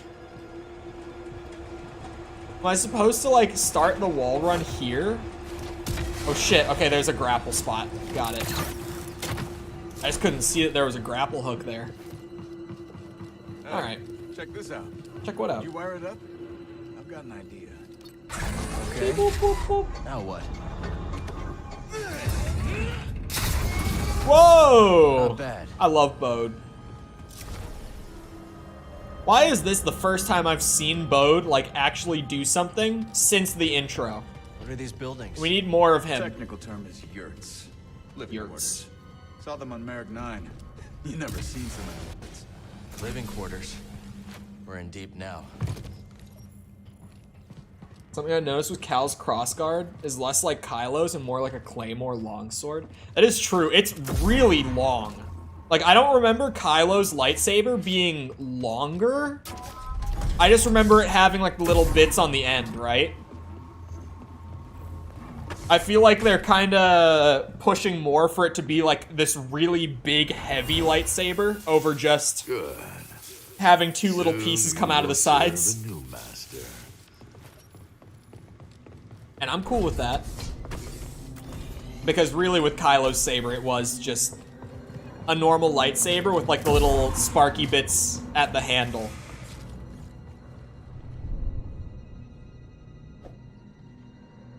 The sequels, honestly, are kind of just a lost potential story. I feel like The Force Awakens set up some really solid directions that they could have gone in, that they just didn't. Like, starting with 8 and then going into 9, there was a lot of stuff that I was hoping would happen that just never did. Like, Finn, so wasted. The idea, and I know it's been said a million times, this is not exactly a fresh take, but really, the whole, like, Stormtrooper turned Jedi thing over the course of 3 movies would have been so cool.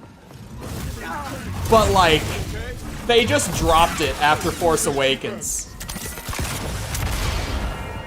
And it was so disappointing. I really wish he could have become a Jedi. Oh, they saw me. Damn it. I was like, hold on, I'll be back for them in a second. Come on. Whoa, okay, that... I wanted something parryable, not that. Damn it. The finisher.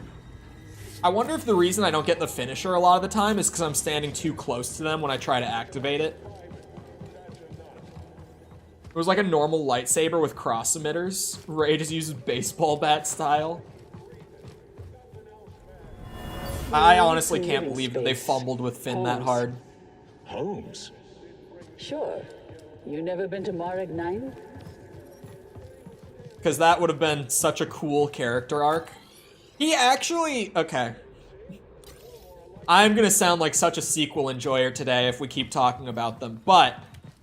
I have a pretty level head about the sequels nowadays. I was so, like, overly angry about them back in, like, 2019, 2020, like when the trilogy had just ended. I was just so bitter towards those movies, but now I've chilled out. In, like, Force Awakens alone, Finn's arc is actually really good. Like, the whole way that they set up him kind of always running away from everything, but then at the end of the movie, he stands up to the First Order. Yeah, toss like, him. Ravis only wants the intact ones. Sorry. Give me that. Thematically with the Kylo Ren fight, it's not that he's just fighting Kylo Ren. Like, that's his first moment actually, like, standing up for something and, like, holding his ground instead of running away. Like, it's cool. He actually had a really good arc in that movie.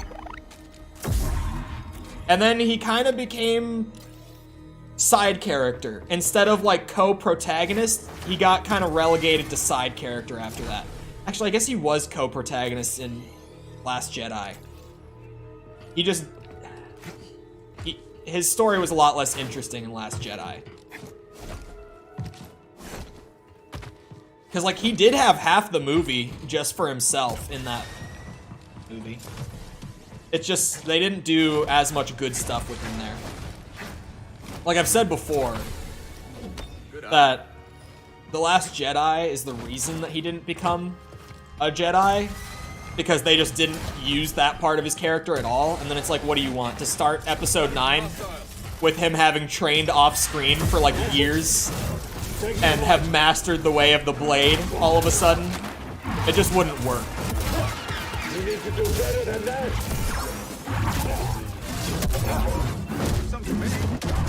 Crossguard looks really cool when you actually get it all to click like that. They went nowhere with Last Jedi. Yeah, I really wish they did, man.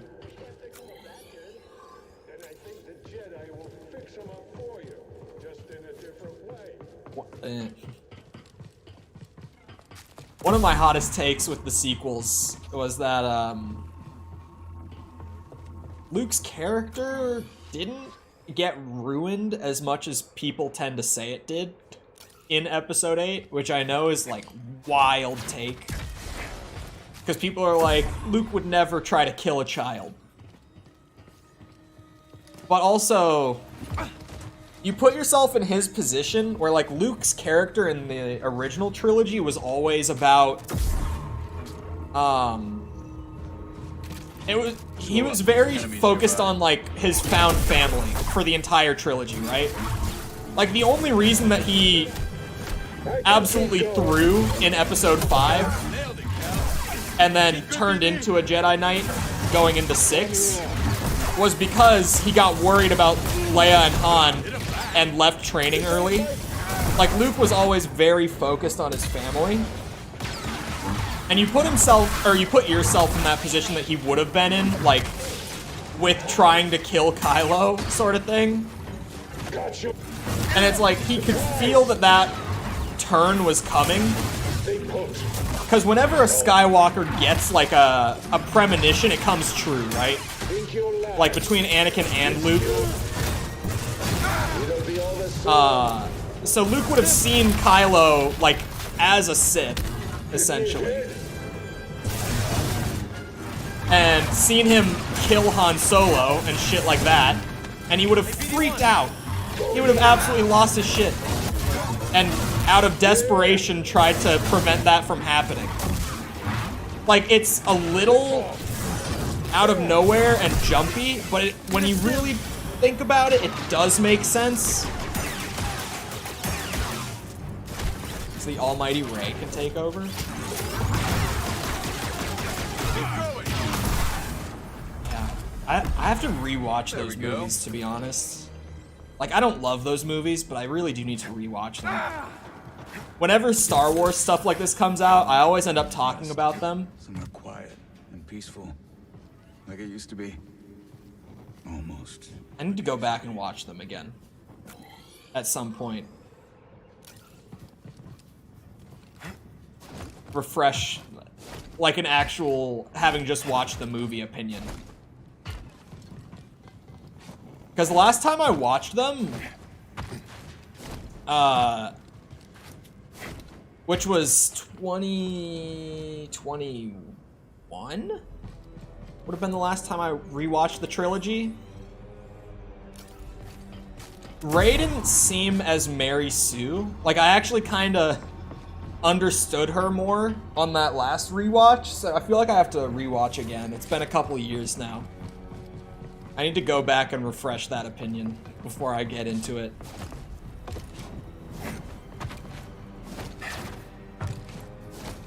Because even the stuff that I used to meme about her being a Mary Sue, with like the... I know I can get up there. How do I get up there?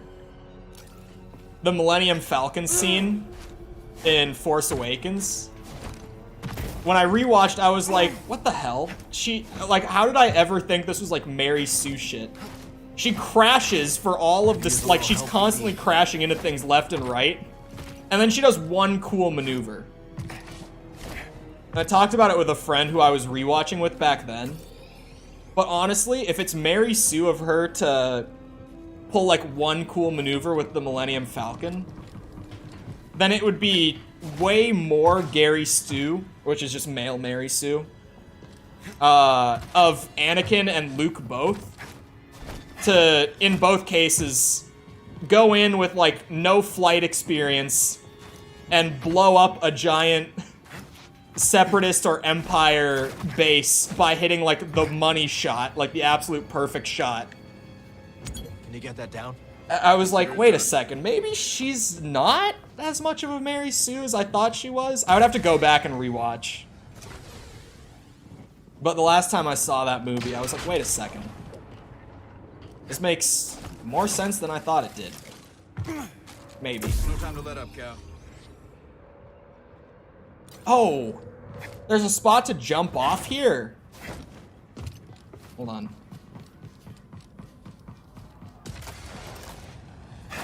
Whoosh.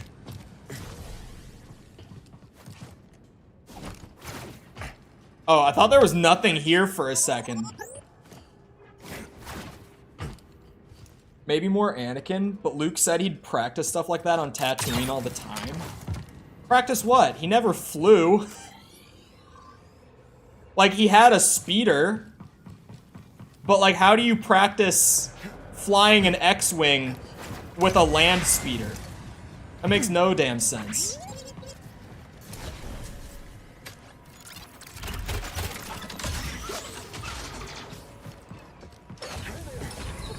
In all cases, I don't think it's Gary Stu or Mary Sue of any of the three, for the record. I'm saying that I think in all cases with the three of them, it's the Force. Like, even in A New Hope, it's very explicit with the fact that Luke doesn't hit that shot out of, like, sheer pilot skill. He hits it by just tapping into the Force right in that moment. And I think that that's something that all of them are doing. Because other Star Wars media definitely makes it clear that even without training, people who have like that gravitation towards the Force are able to tap into it, whether they know they're doing it or not. Luke in that moment knew he was doing it. I would say Anakin and Rey in their moments were just doing it like unintentionally. Kind of like second nature sort of thing, right? It's really weird, because the more times I watch the sequels over the years, the less angry I get about them, and the more I'm like, oh my god. I think the sequels will just be the next prequels in terms of Star Wars, because, like, dude, remember how much everyone hated the prequels pre, like, Force Awakens? Like, goddamn, did we hate those movies. People were so pissed at George Lucas for so many years over how bad the prequels were. But now, like, since Disney picked up the franchise and everyone's kind of gone back, they're like, oh, well, they're not that bad. I think the sequels will just be that kind of... I feel like it's a general media thing in all fandoms where, like, new thing is awful, can't believe how bad it is. Welcome back, Jessica.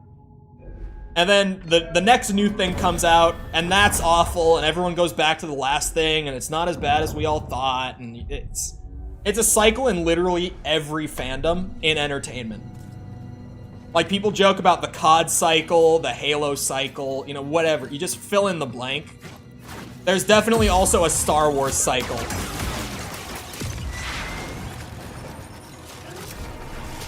That looks horrendous. The Marvels. There's a preview out for it?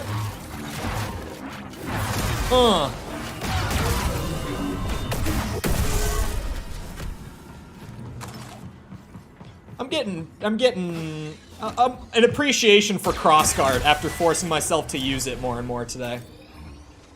I'm feeling it.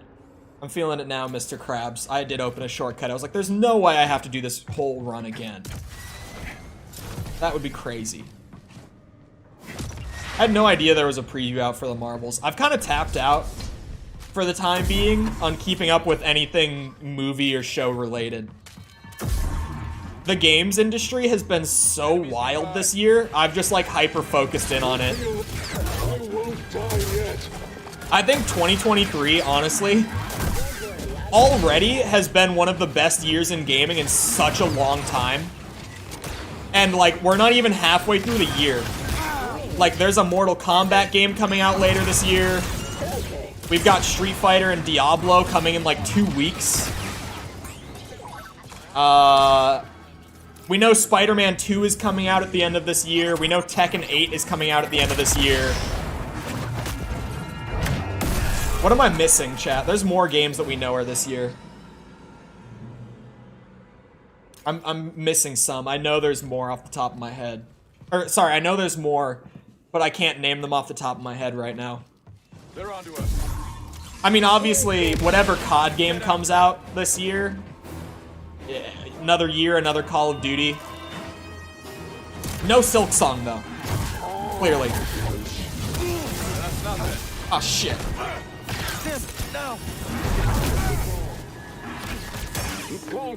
God damn it!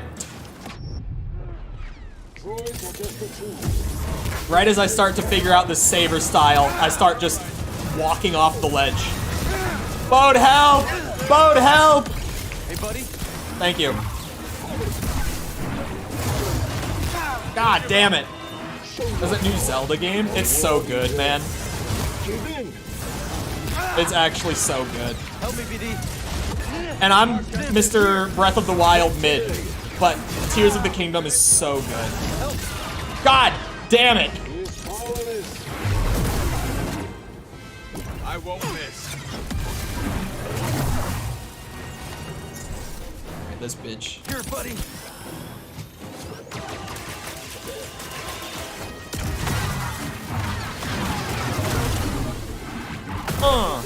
There we go.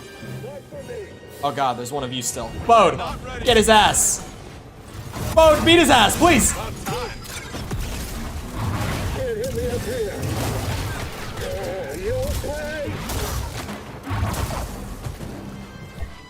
Oh, I'm out of force. God damn it. What's my game of the year so far?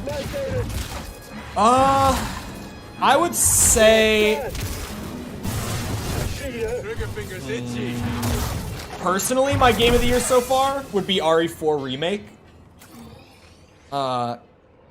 It's a shorter game than what I'm about to say, but I think that for the 24 hours it took me on my first playthrough, RE4 was just so damn good beginning to end. I think the island is still the weak part for sure, but it's better at least than the original. I think Tears of the Kingdom so far deserves Game of the Year the most. It's so genuinely impressive. It still has big problems, but the sheer like scale of things that they've done. But the story for Dead Island 2 is so good. Yeah. What do you mean you called RE4 being my game of the year? I mean, I would have thought it would be my game of the year for sure. But like, man, I really like Insomniac's Spider-Man games, and that's coming out. And I know that I'm forgetting something big, like later in the year still. I just wish I could think of it. I do think that in terms of just like a really focused like 20-hour game, RE4 is absolutely insane in terms of just quality from beginning to end. But Tears of the Kingdom, in terms of like scope, scale, all that, it's hard to not say that it deserves Game of the Year so far. Because for all the flaws that it still has, especially flaws that were present in Breath of the Wild and are still there, the amount of things that it's improved and fixed and expanded on is just so insane.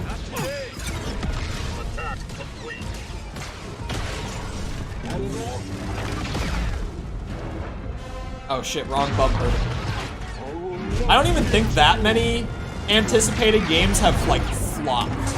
I think for me, the only like flop this year, unless I'm forgetting one, I would say is Atomic Heart. And that is an unfortunate one.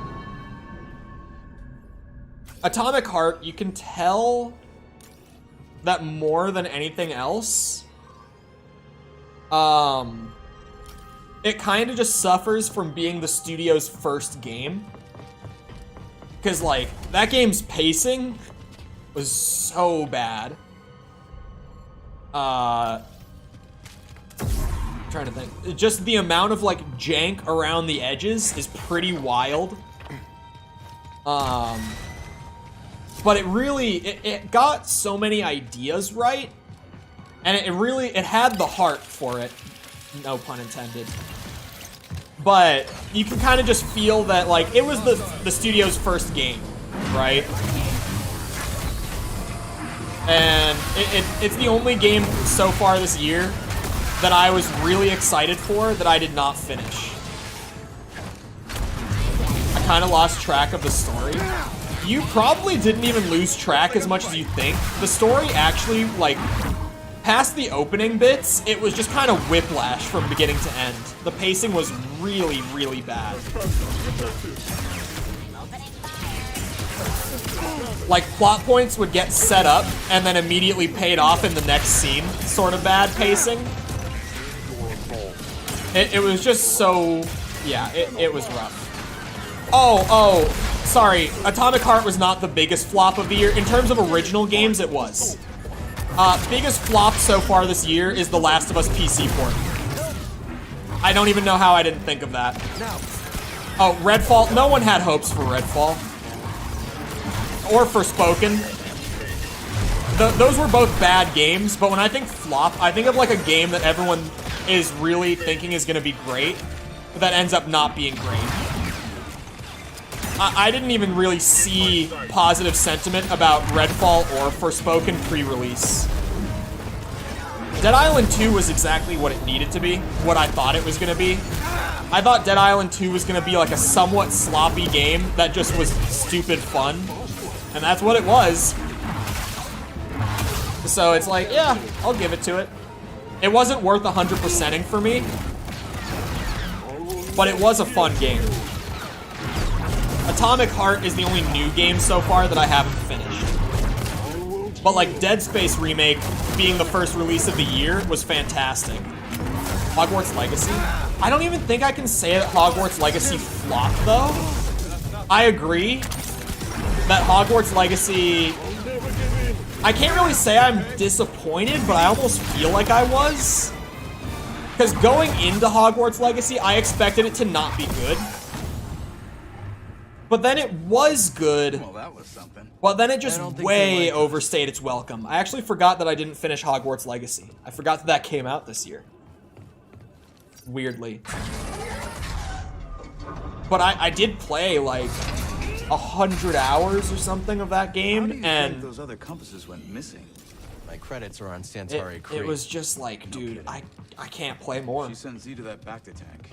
I'm done. The story. That's it. I was over it by that point. I couldn't bring myself to keep going with it. I did play a lot though, to its credit. It was like a good game that definitely had some problems, but like obviously its development was very problematic. The fact that it came out as well as it did surprises me. I felt like nothing compared to the things in Hogwarts Legacy. Hogwarts Legacy had like way more collectibles that were like 150 a piece. Right? Like Koroks are one collectible that were just way overdone. That was... So we rescue Z, get out of here, find Tanalor, and then what? I'm just taking it day by day. Maybe figure something out with Mary? Dude! She's got her path, I've got mine. He just won't shut up about it. I've heard Jedi avoid attachment, but... That's right. Just don't forget who you really are. What's that supposed to mean? It means trust your heart. Things are only getting worse out there. Life is precious. And so is happiness. I wish it were that simple. It is that simple. If you see a future with Marin, embrace it. I don't understand. I can't just... Uh-oh. Bode. No, Bode, please. Don't die on me. Hey, clankers. Over here. A little further. Perfect.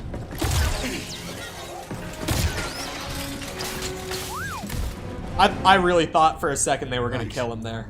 They really framed it like they were. I swear. For another way around. You find that droid. Oh, I would have lost my shit. Stay alive. I actually would have lost it. I thought they were just gonna like abruptly kill him right there. He's gonna die in this next scene. Oh no. I thought it was over. The way that they framed that shot. This isn't very inviting. That was actually a good fake out. Because like clearly they wanted me to think that he was gonna die and then have him not. But I don't even. It's been back here in a while, buddy. I don't even really know how to articulate the specifics on it. But they really did, like, some scenes are just shot in a way where you really think that someone's about to die, and normally they do. But that was like, they shot it in that exact way and like framed it that exact way just to have him not die. Like, they actually got me. I don't know how to specifically get into it, but you can always just feel a death scene. Get what he wants. He's obsessed. We shouldn't have left her at the outpost. And that just felt like a death scene up until it wasn't. The same cutscene Luis dies in. It was one of my only disappointments in RE4 Remake, was I felt like Luis's death just was a blindside, like just came out of nowhere. Not even like in a good way. It was kind of the same way in the original, but I was just hoping that they would improve it. Oh!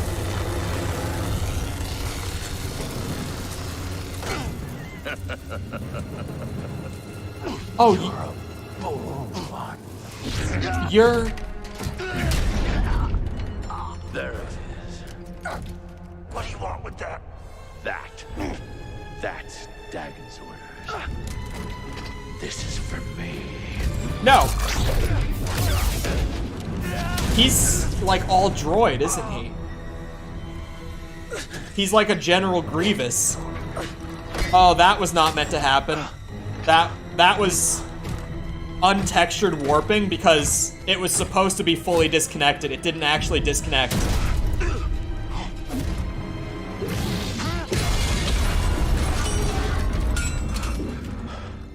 Nice one, BD. That was actually a nice one.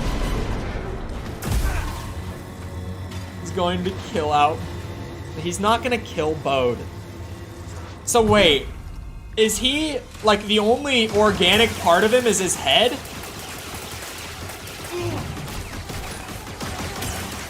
Okay, what the hell? His limbs can reattach? Oh. Wait, he has a pink saber in the cutscene. Wait, the flashback cutscenes use your saber color. Neat touch. Instead of just using like the canon blue saber for him, it's actually giving him the magenta one. Oh damn, I forget you're a Jedi Master all the time. That was clever. Sometimes the solution to a problem lies in how it's framed. Always consider the situation from multiple angles. That is actually like a surprisingly good touch.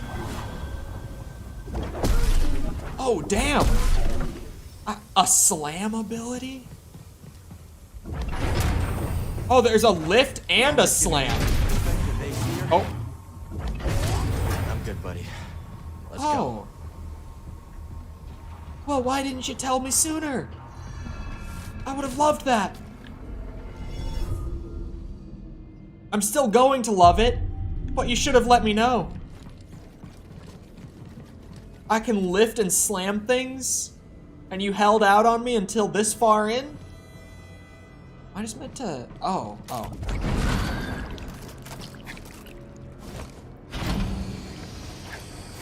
We need the tuner back. Gives them access to everything Kree locked down.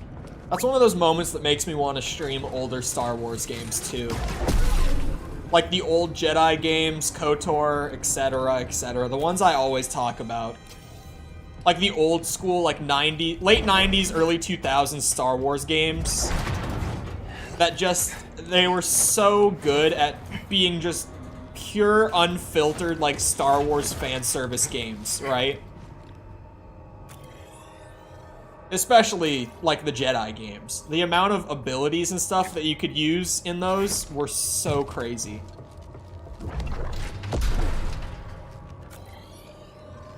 Oh, which is the main direction to go in?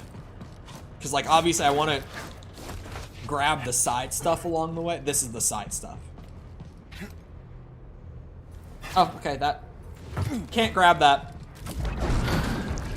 Is the OG Battlefront 2 as good as people say? In terms of like just its gameplay alone, no.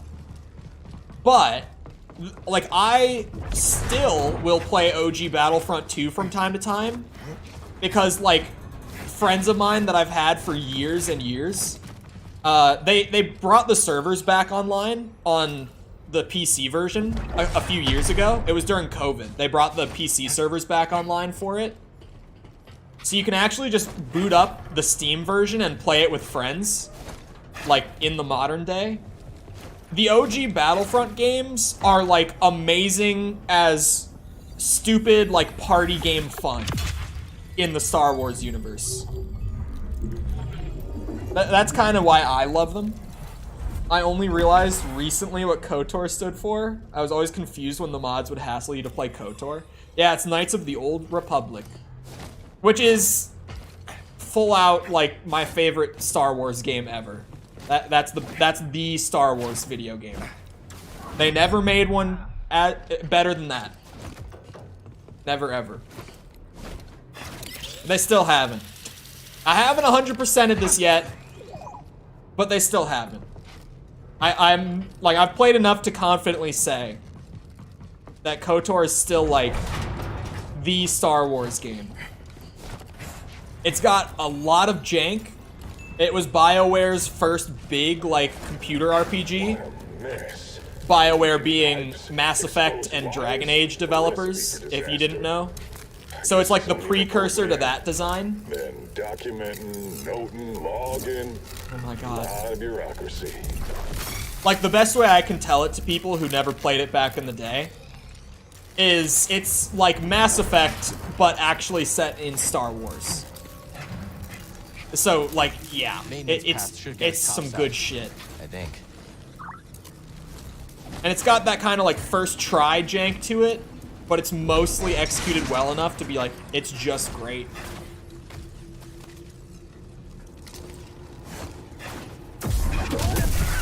Bitch. But, like, the Dark Forces games are super fun. The first Dark Forces game is just a Doom clone. It's a Star Wars Doom clone where you fight like stormtroopers and use all those blasters and stuff. It's just a good time. The second Dark Forces was late 90s. So it's got more polish to it. Oh god. What happened to Mass Effect? We need a new game. They announced a couple years ago that they're making Mass Effect 4. Like, Liara was in the trailer Mass Effect 4. There was, like, something buried that looked like the wreckage of the Normandy. Or Priorite. Wonder what this will fetch. Like, they're actually making Mass Effect 4. Right now. It is in development. It's just, ever since that announcement, we've had, like, nothing about it. Mass Effect 2 is the best science fiction RPG ever. That is an incredibly based take. Because Mass Effect 2... Great timing. ...is just so damn good. 3 is also really, really good. I feel like we don't ever talk about 3 as highly, and I know why. It's not like I'm about to be like, I don't know why we don't say that 3 is as good. It's because of that ending. The ending of Mass Effect 3, the first time you play it, it just makes everyone so angry the first time they see it. That everyone left Mass Effect 3 with a bad taste in their mouth. Including me. But, like, it's another one of those things, like what I was saying earlier with the sequels. Like, it made me so mad back when I first played it. Like, when I first saw that ending, I was like, are you shitting me? But with each replay of the trilogy, I know it's coming. It doesn't hurt as much. But that ending is really... It's a shocker the first time. It will make you leave Mass Effect 3 saying that it was shit. It's really, like, it's about as good as 2 outside of the ending. It's probably not quite up to that bar, but, like, It really is a super entertaining game. The ending is just like, oh my god. And it's one of those games that I don't spoil, because there's a lot of people who haven't played the Mass Effect trilogy, because everyone knows that you kind of have to play the whole trilogy to really play it. Like, you have to play 1, then 2, then 3, and like carry across the save file and everything. Now, if I just... There. Sorry, old droid. Crazy how a but I bad promise ending you're gonna live on. can turn an excellent game into a piece of garbage in your mind. Yeah, Dead Island 2 recently. I left Dead Island 2 with an even worse taste in my mouth because of how they ended it. Like, I just finished that game, what, like a little over a week ago? I finally got around to finishing it. And that's one of those, like, oh my god, who approved this ending kind of endings. Yeah. Soon, the Mass Effect 3 ending won't be the end to the entire story, at least. Whenever 4 ends up being done and coming out. Honestly, I want them to take as long as they possibly can with Mass Effect 4. I want Mass Effect 4 to drop and be the new best, like, sci-fi RPG ever made. Like, easy shoe-in game of the year. I love Mass Effect so much. Like, I want them to take as long as they can with that and just have it come out and be perfect. I just want that shit to come out the best possible way it can. He has a pink saber. Copycat. Oh, that sounds like it might be a she.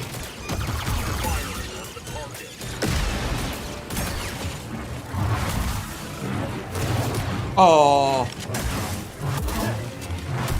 Oh, she has a cross guard. We'll help, BD. You're kidding me. Pink cross guard versus pink cross guard.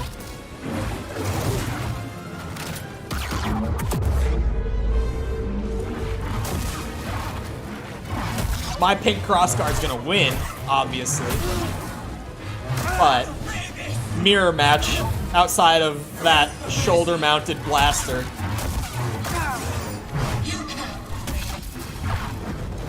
Help me, BD. Why did it prompt me to heal as if I don't know? I've played so much of this game, and it's like, hey, did you know you can heal? You should do that right now. How did you miss that? You actually just threw. Okay.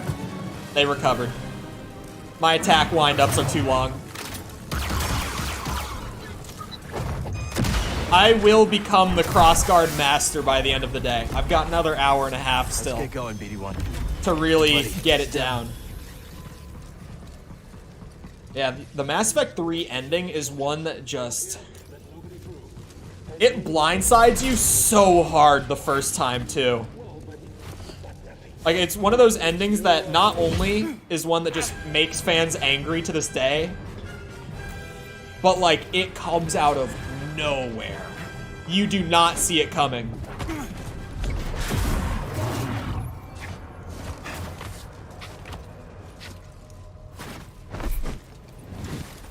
Replayed that game 3 times in a row to see what other choices I can make. That's, like, the thing with Mass Effect for me, too, is one of my make or breaks for RPGs is, how well you handle having consequences for the choices that the player makes. Because that's what makes those games so interesting, right? And sure, like, Telltale games, I kind of am known to not enjoy, like, the choose-your-own-adventure kind of games like Telltale. I mean, that's what makes them popular. That's why people like them. Outside of just having good stories and writing and all that, the choices and seeing those choices play out is what people get into. So having a game like Mass Effect where, like, the base gameplay is great. Well, except for the first game, but the base gameplay is great in 2 and 3. It's fantastic in 3. It's great.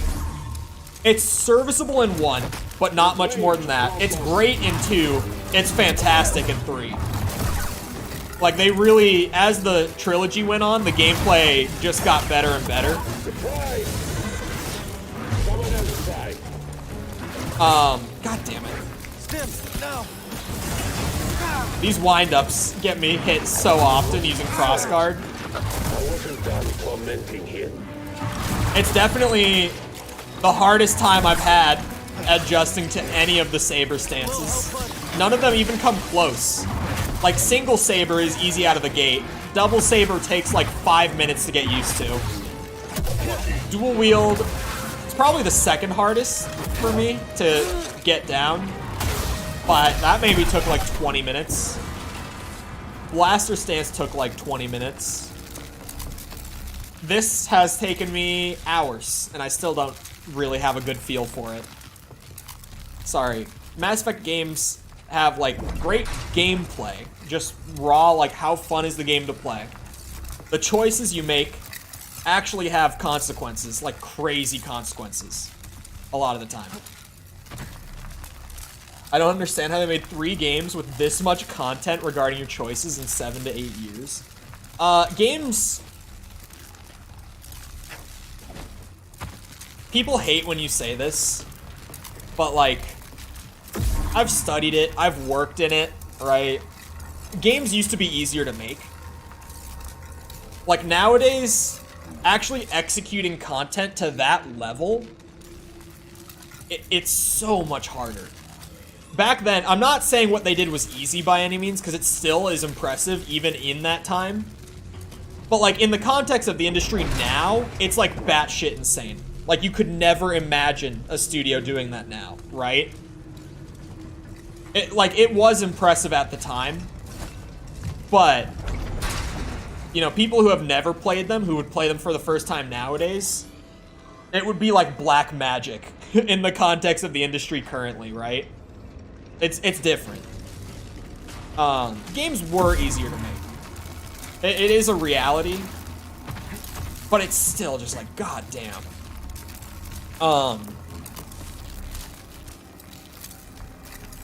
They were efficient. Still, it's a shame that the game I was working on ended up getting canceled. Because our team actually got so much done in the span of like half a year. That I really wish that could have come out. It would not have been a huge release by any means. But like, God, it would have been, at least for the context of my streams, something great to point to and be like, this is what happens when development, like, worked well internally, like, the team was well managed, not to blow smoke up my own ass, but, like, team was well managed. You worked as a developer? Yeah. I worked as a systems designer and producer, early 2022. My degree is in game design. My college degree is in game design. So when I talk like extensively about design and industry stuff, and it seems like it never ends, it's like, yeah, that's why. God damn, I'm missing something, clearly. I'm not understanding this. But we made so much work happen. It's been a few streams since it got brought up. Yeah, the old meme was that I couldn't go a single stream without bringing it up. It was definitely exaggerated, I swear. But people used to meme how often it came up. Back to normal. 75-year-old lady was your teacher? That was high school. That English teacher was high school, not college. Oh my god, I'm so stupid. Hold on, wait, no, I screwed it up. No.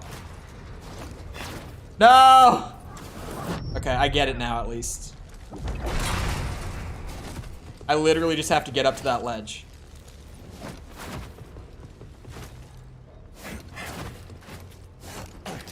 Oh no! I didn't think I was gonna grab it, so I pressed B to dash. Damn it. Game did you work on? My NDA is not expired. So I can't say the things about that for a while. I actually went back and looked somewhat recently, someone asked how long the NDA was. And I said that I thought it was like a 2-year or a 3-year. It was a 5-year. Because I went back to see, like, when am I going to be able to talk more about it? It was a 5-year NDA, so it's going to be a bit. I've got, like, another 3.5 years until I can actually talk about stuff like that. Always on point. I can talk about some things about it, but things like IP, studio name, publisher, that sort of stuff, I can't say.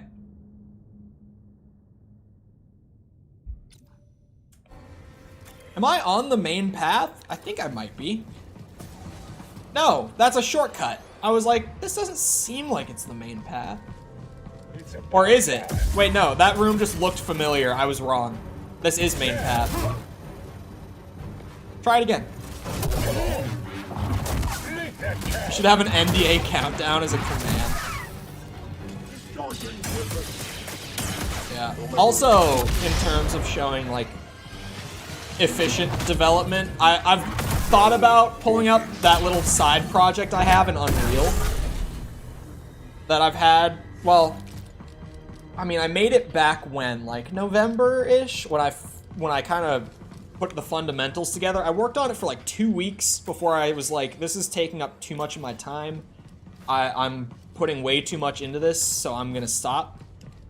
And then I reopened it like maybe 3-4 weeks ago-ish. And I haven't touched it at all in like the last 2. So it's had like, probably like 4 or 5 weeks total of work. With just me on it. Like it's just my for fun project here and there. I'm sure he's okay. But for now we have to go it alone. But the thing also with efficient development is the smaller your team is, the easier it is to be efficient. That is something that seems counterintuitive in a way. Like, I never would have thought that before studying and working in it, but like, yeah. Even my solo project has been so much more efficient than the actual game last year. Like, just for raw time I've put into how much has gotten done, so much more efficient.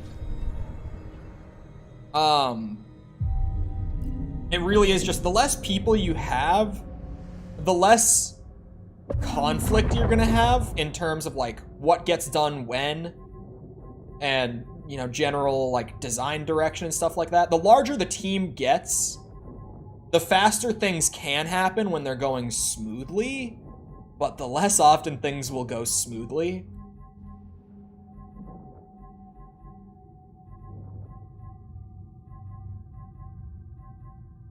I'm just looking at all my options. I never use confusion. I feel like maybe I should do what I've kind of been doing in general with the skill trees since I maxed out the stuff I liked. Which is, maybe I should just put some points into the confusion ability, because then it will become better and then I might start using it.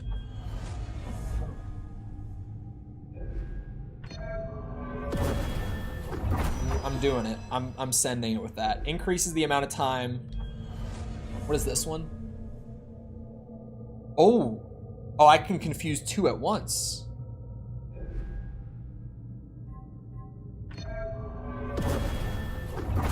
Girlfriend reveal. What? What? I'm single. Huh?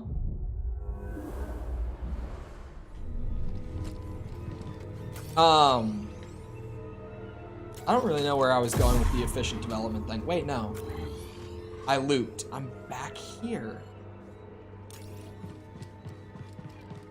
Oh. I was supposed to loop because this is a Metroidvania.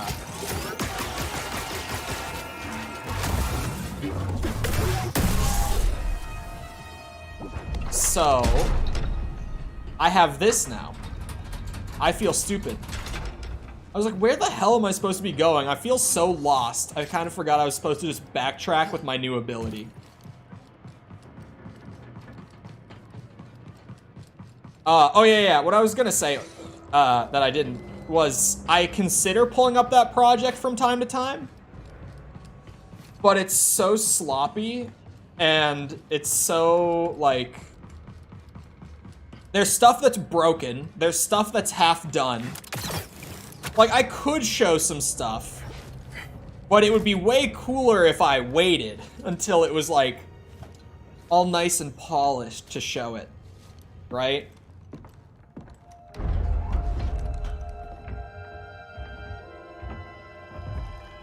Centauri, your work is unparalleled.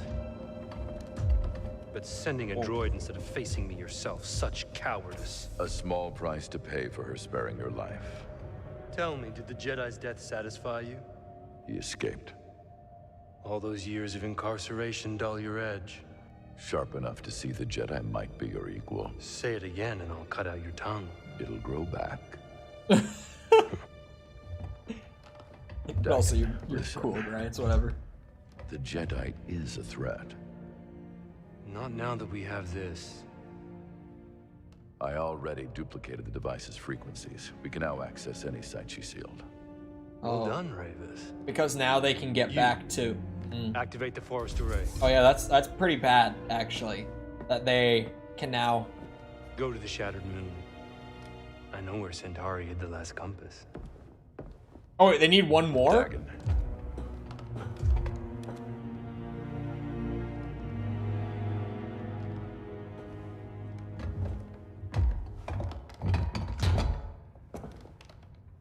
After you have it, I will consider my oath to you fulfilled.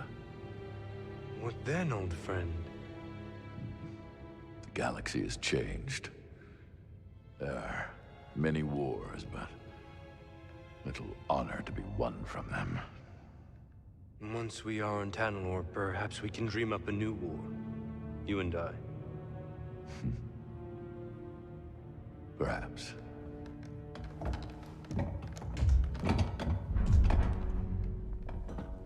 Before I go, do you want me to scrap the droid? No. Centauri must have purged the droid's memory bank. Has no knowledge of the compass. I will tear it down to the bolts and reprogram it to serve me as it once served her. What?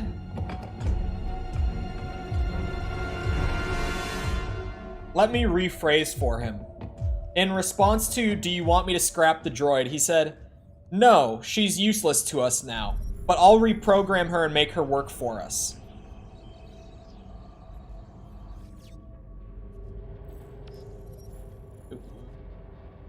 Okay. Okay. I was really enjoying the scene, and then he said some stupid shit. And now I'm just like, what? Wait. This is definitely the way I'm supposed to go, which means I don't want to go this way, because of course I don't want to go that way. What's over here? Oh, wow. Oh, that's just the way I came from. Never mind. Ugh. What the hell was that response from Dagon? I'm actually very confused about it. It's like, no, she's not helpful anymore. We'll keep her. Force Echo. Give me a good one.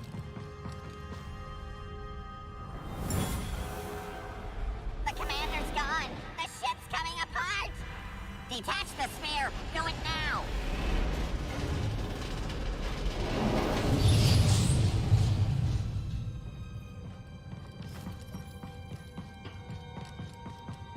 Okay.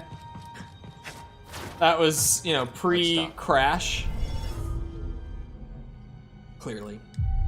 I'm Captain Obvious. I just thought there was going to be something else there. It was just a random droid as they were about to crash. Oh. Oh, shit. Oh, no. No, oh, wait, I'm not going where I'm supposed to. Never mind. We're cool. Fool. I'm a fool.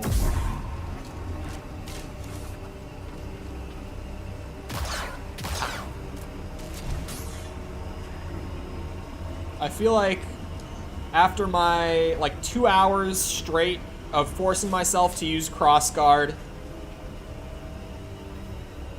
I like it more,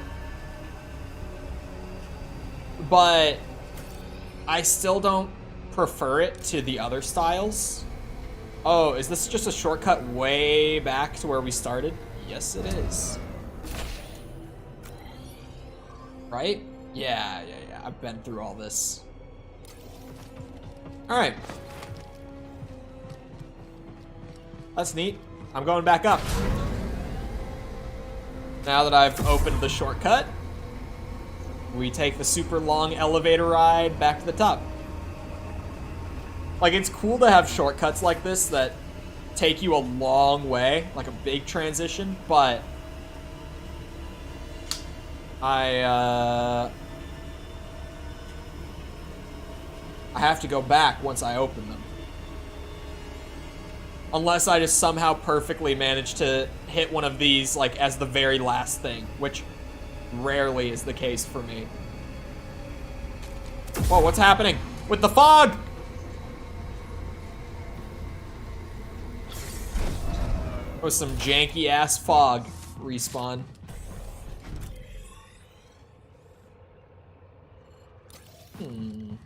Dagon could be anywhere. Ready, BD? If you're ready, I'm ready. Oh, we're gonna fight him here? I kind of thought that we were gonna, like, scurry off to the moon after Ravis instead. You know, go stop him from getting the last one. Might come in handy. Yoink it from him. But maybe we fight Dagon instead. Now, rival fight, right? We do it multiple times throughout the game. Like the sister.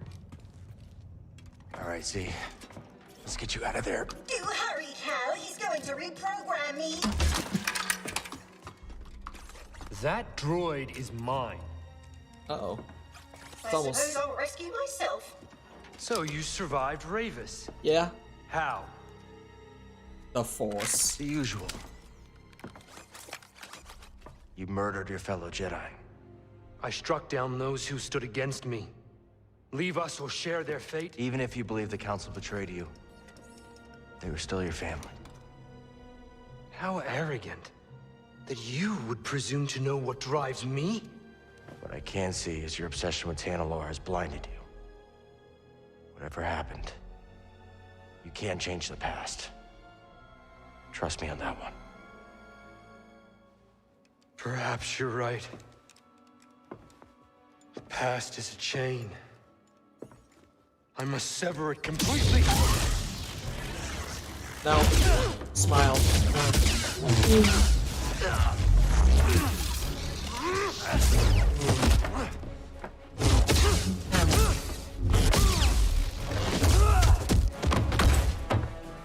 The pink on red actually looks kind of cool. I won't lie. Like, do I wish I had yellow right now? Maybe. But the pink ain't bad. Whoa! Droid. Oh! Droid's got a mouth.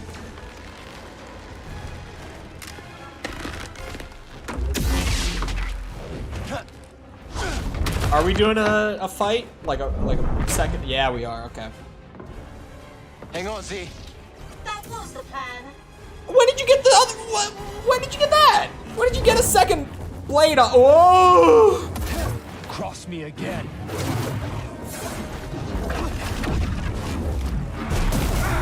Oh my god. Oh my god. I have a really not good lightsaber style to have right now. Crossguard is not the move for this. I would have wanted... Him using the Force to split them apart into dual wield is so cool. I honestly would want to use single for this. Or maybe double. Honestly, if he's using double, I could do a double on double.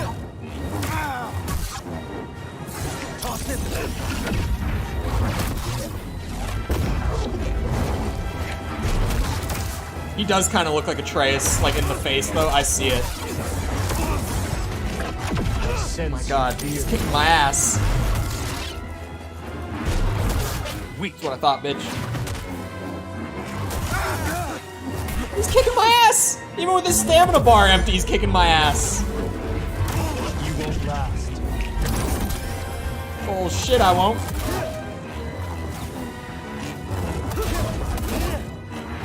God damn you. It's so slow. I have the slowest saber style equipped. And I'm fighting against the fastest saber styles. What is this? Help me, BD. I don't think so. You wretch.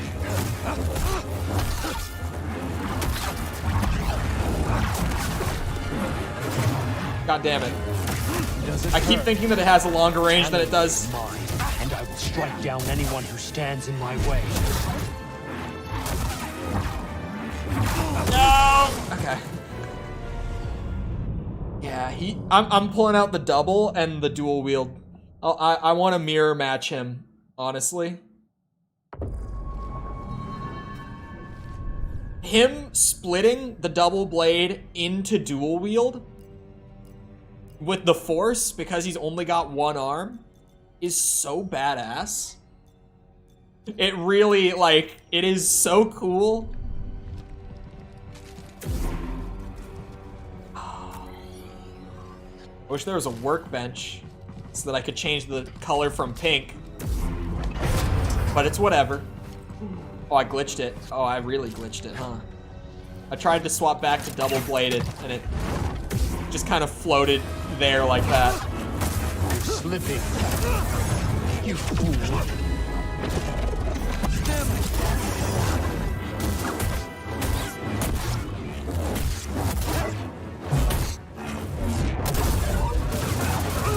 Ooh. Dual wield kind of kicking his ass, though.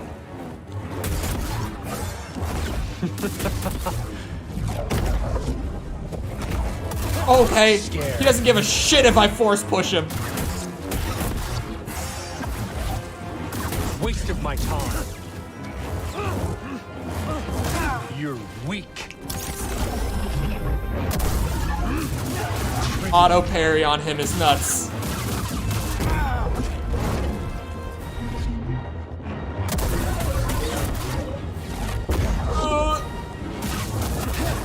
You're a bitch.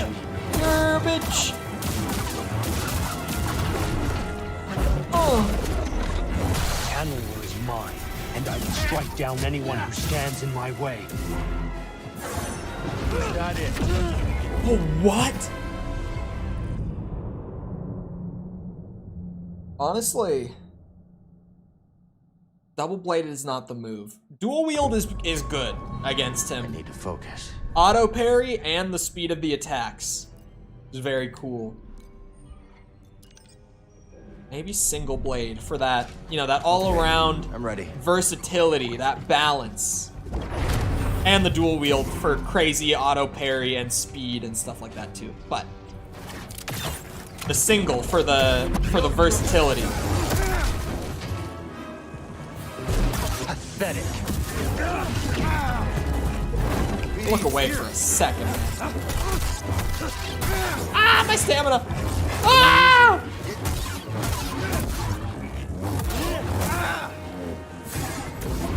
Try harder. Come at me.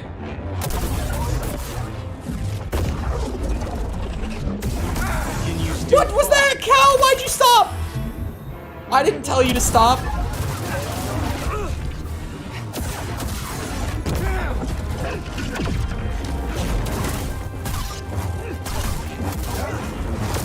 God damn. His attack strings are just so much longer than I always think they're gonna be. Really? Like that. I thought that looked like just one big heavy move. Finished, Jedi. But no, it was a two-piece.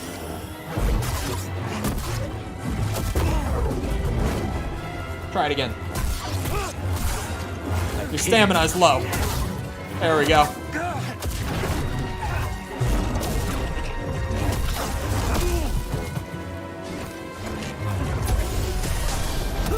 Yeah, him splitting it is so sweet. Tanalor is mine, and I will strike down anyone who stands in my way. Help me. No! Still standing. Somehow. You will fail. Pathetic. I sense your fear. God damn. Need help, bud? No. Keep getting poked. Well, I didn't get the cool animation. This is so tragic. God damn it. That orbiting saber is bullshit. I can't do that. If he can do that, I should be able to do that. It's okay, this is where we clutch up.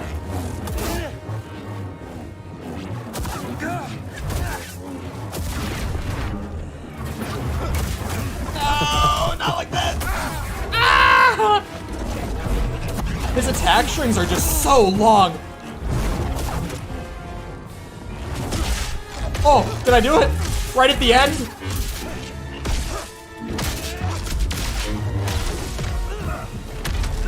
At the end of my life, that is.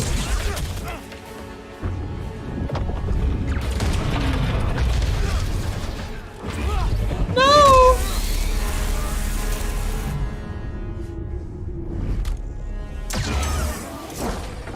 Hey, back to breath. Bode. No, Bode, please, don't. Oh my god, Bode. You're gonna give me a heart attack.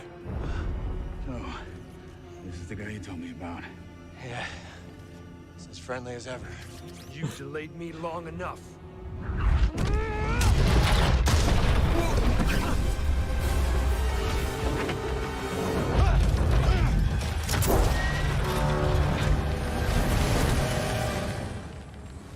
Well, at least he didn't kill Bode.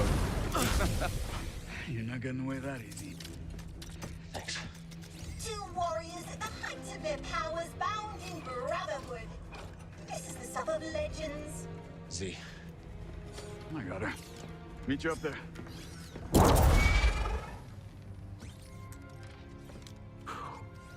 Okay, he lives.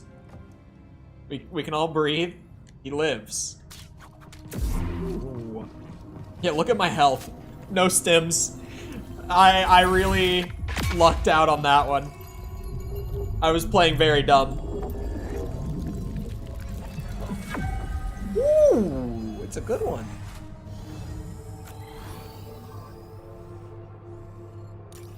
Still not even at the 75% mark for Kobo, by the way. Come on, Z. Let's keep moving.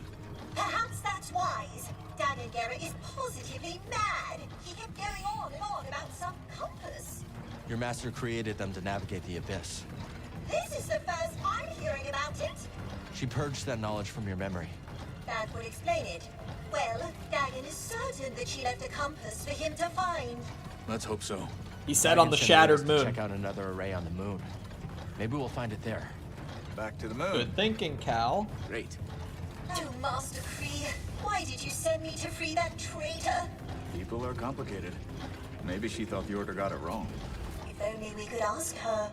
Please let us leave this dreadful place. I don't know if the Order got it wrong. He seems like an evil bitch. Not gonna lie. Bode? Safest way out of here. Sure about that? It better be. No. Okay then. You seem nervous. I'm going with him. Hop aboard, Z. Oh no. See you at the outpost. Yep, I'm coming. I'm just supposed to meet him back at the hub while he goes off with the droid that they are after. I hate these things. Alright.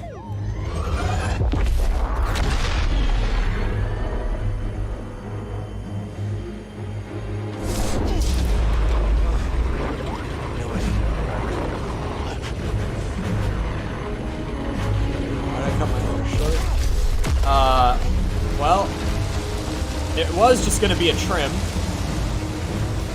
My barber cut it way shorter than I said. He gave me a super scuffed cut. It's growing back out. It's not as scuffed, but it's still got a bit of scuff.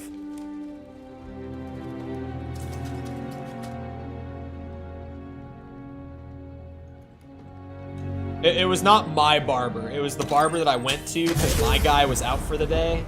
And that was like, I was going out to renew my license that day. Place I get my haircuts across the street from the DMV. Never do that again. Beard will make up for the length of hair you lost. It kind of has offset it. If I had a more shaved face, it would probably be more noticeable. Because the sideburns were part of what were super To get scuffed. the compass. Maybe the force array powers something on the moon. It's a guess. But if Ravis is on his way there, that's where we need to be too. Okay, for a second I thought this was like a new area. I was really confused.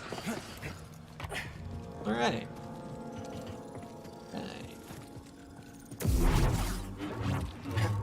Come on! Come on! There we go. Yeah, my hair got cut shorter than I would have wanted. I was pissed too. Because I was saying it like right when I got it cut. The worst part about getting a bad haircut is that you have to like, you know, stand up from the chair, having just seen it like in the mirror, right? And told him that it's good. And then you have to like shake his hand and pay him. And that's the part that hurts. Let's stop. It's the handshake and paying him the money after you know that he messed your shit up. That's the painful part of it. That is a new trail, though. Okay, I'm not gonna fast travel back because there is new stuff here. Oh, there's a bunch of green on the map now. There's a bunch that this ability opened up. Oh, these like heavy gates I can lift. Oh shit, that opened up so much actually. Okay, hold on. I need a piss break. Dagon was badass, so I was ignoring it. But caffeine's hitting. When the caffeine hits, it's time to go. I'll be back in a minute. Feel free to get up, get a drink, snack, bathroom break yourself, whatever you want to do with a minute real quick. And then I'll be back for a big roundup in the open world. I'll see you then.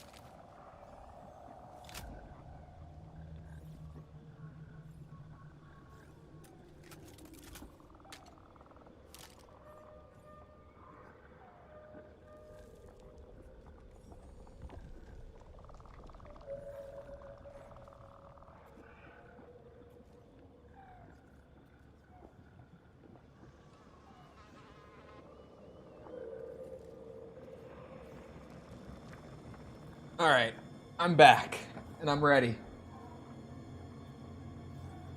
Okay. Okay. Whole new way to go. I think. Wait. Oh, no, there's a grapple point on there. I can see it. No! God damn it. They did that on purpose. Just had to have me drop into... Why? Why? Why are they doing this? Why are they making it so I have to go through the swampy shit and I can't just chain across? Oh, that's a shortcut.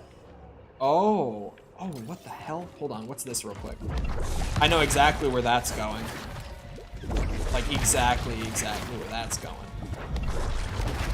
So before that, what is this? This exists for a... Oh no, I see a stim box. I was gonna say, this is for a force echo? Is it? Let's get out of here! Oh. The abominable boggling? Hold on. It's... Okay. It's a boggling covered in, like, tar. What is this? The Meyer Terror? Who also has his best Wampa friend here? Maybe it's Miss Wampa. Mr. Ah, shit! God damn it. Right here, BD. Oh! I'm stuck. I'm just stuck. I can't jump in that stuff. I just... Alright. The Mire Terror, everyone. Well, maybe I should swap my saber styles back. Let's go back to what I was doing before. Probably use blaster for these two. But I do still, I kind of want to keep upgrading crossguard. See if I do end up liking it particularly. Yeah, why? Why do you do that? Why make me wade through the swamp? That's just obnoxious. Come on. Come on. And there we go. Shit. There we go. Huge. Huge. Oh, there goes a blaster shot. These bitches ain't gonna know what hit them this time. They're not ready. As long as I don't just wander off the ledge and into the tar.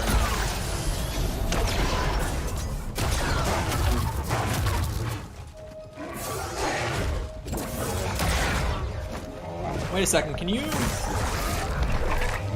Shit, that's not what I wanted at all. You want to protect them. You can confusion them.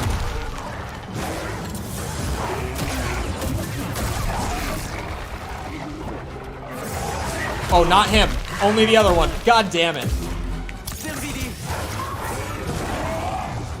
Help.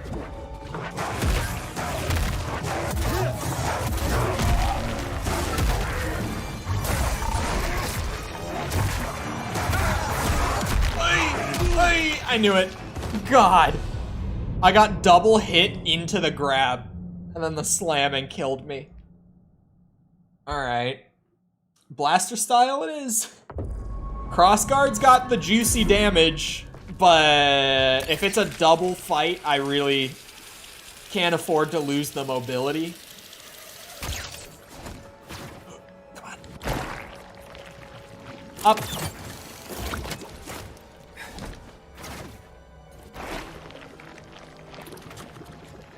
Okay.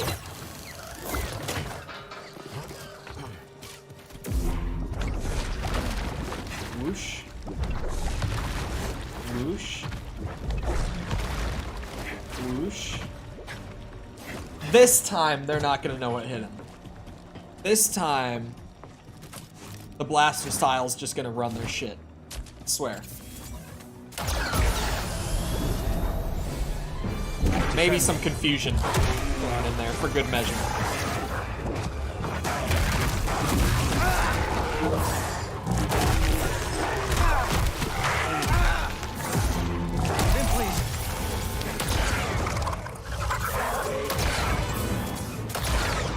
Protect me.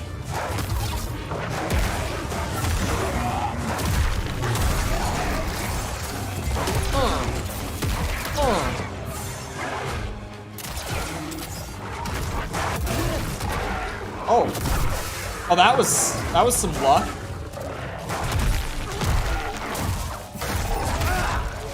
Right here, bud. This might not be the time for it. Screwed myself there by trying to throw as he tried to grab.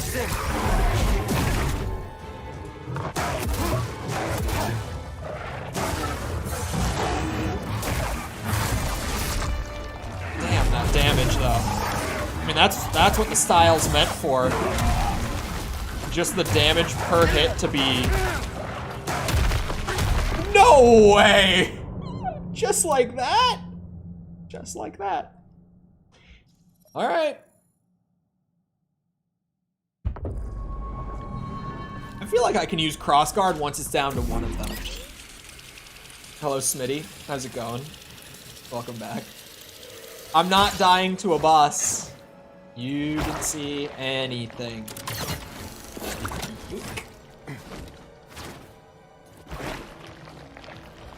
I think no game for the rest of time should ever have a swamp level.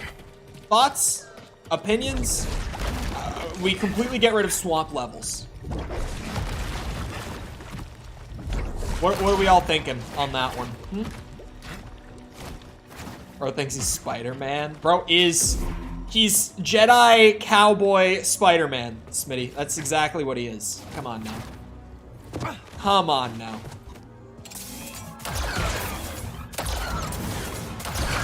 Right by my side.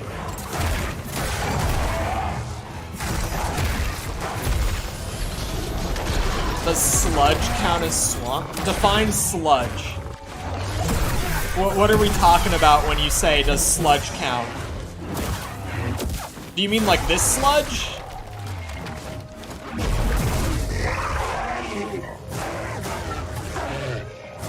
Oh. Or do you maybe mean Tears of the Kingdom gloom? That might be sludge.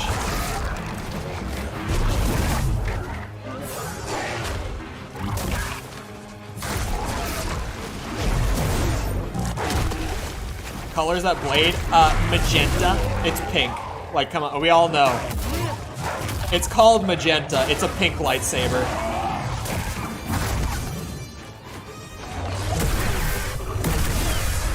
Yeah, crossguard works against just one of them. They're slow enough that this style actually kind of dominates against those. That's pretty neat. That's what I was talking about, definitely. Let's hope we don't need it. I think that's what you were talking about. A gloom swamp would be awful. That would kind of be akin to like a Souls swamp. Okay. No game ever again should have a swamp outside of FromSoft games. Thoughts now? Because in those games, it's kind of just funny tradition. At this point, I'm just kind of cool with it. But, oh, also, chat, what's the over-under on Bloodborne PC port getting announced this week? We have the Sony showcase on, I think it's Friday, if I'm right? What's the over-under on a Bloodborne PC port getting announced? I think chances are good, but I think this every year, so... I get my hopes up just to disappoint myself. Or, if we're just talking FromSoft PC ports, we got a leak years ago that it was in the plans to bring the Demon's Souls remake to PC. I would take that too, because that game is beautiful on PS5. On PC, you boost the graphics quality even further, that shit would look insane. And, it's kind of known at this point that Demon's Souls is weirdly one of my favorite FromSoft games, so obviously I would not complain if that remake got brought over. Come on, buddy. Howdy. Howdy. You got any pyrite on you? Can't say I do. Then you're nothing. Me? I got a little. Worked all day for it. Nice. Can I see it? Okay, I lied. I'm fresh out. I'm a failure. Alright, see you around then, Mr. Failure. Scuba. Stay your wandering boots, my lad, and answer old Scuba. Do I strike cutting fisherman? Not sure what you mean. Me appearance, lad. Does it warm your shallows? Does it put a sea spray on your face? You look nice, Scuba. Let's hope the frilled newt agrees, laddie. I'll have to muster all my seaward charms if I'm to lure it into my grasp. No. Demon's Souls Remake graphically looks way better than Elden Ring. I can't even imagine having a different take than that. I would even say the art style in Demon's Souls is stronger, but that's probably a hotter take. Seems he liked you. Aye. Don't be surprised. It is a great talent of mine. You see, the frilled newt is the most sensual of sea folk, skittish, except when it spies a potential mate. Hence my great vanity on this day. It is a shame to deceive him, but I can offer a quiet home in my tank as a recompense. Sounds fair to me. Now, shall we continue my tale? No, I think we shall. think we shall continue. So, after years of searching for the great whale, I returned home to the frozen shores of Sakavita, where my tale began. And this world on which I was weaned and warmed seemed but a moon to me careworn eyes. So small. I foot-slogged my way back to Undun's cave, but I found it empty, and somehow colder than I remembered. You know, lad, sometimes the truth brings peace, and sometimes it brings sadness. The fish is nae always what you thought it'd be when it bit the line. I dragged myself out of that cave and back to my village. And what I discovered next sent a spar through me thrice-pickled belly. All me kith and kin, old and bairn, ravaged by famine and cold. For none other than Captain Wanyik Wet had been fishing in their waters, sparing what few fish remained and taking them off-world. And so it was that I found myself once again in search of the dread captain and his crew. Not just for my own justice, but to liberate my very home. When we next speak, I'll tell you what became of my crusade. Alright. I love his stories so much. He is just the most ridiculous character. I can't get enough of him. Alright, it says 90% explored. I'm missing, in essence, a data bank, a force tear, a treasure, and all of the seed pods in this area. I feel like I'm at that point where the open worlds are, like, very open to me now. Or the planets, in terms of just how much I can actually explore. Rusted, like everything else around here. Oh, the data bank is scans? Oh my god, scans are included in 100% this time. Oh no. I didn't know that until just now. Another shard. It never dawned on me. Yeah, the scans are included in your 100% criteria. But yeah, Demon Souls remake on PC is maybe some wishful thinking for next week. But, yeah, man, I would love that so much.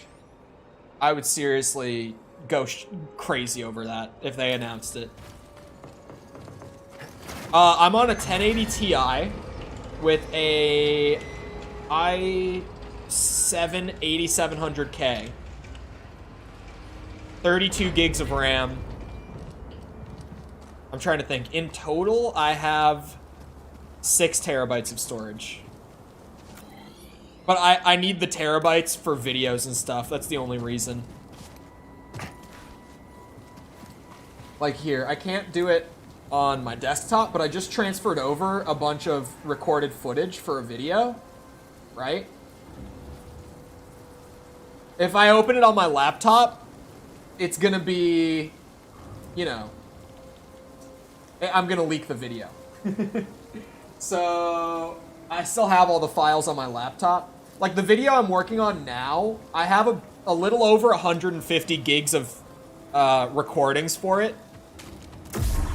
So, when I always say, like, I need the crazy amount of storage that I have for, like, video work, that's what I mean.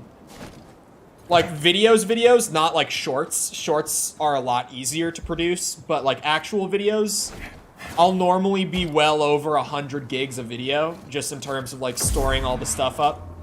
You know, getting it all ready for editing. SSD.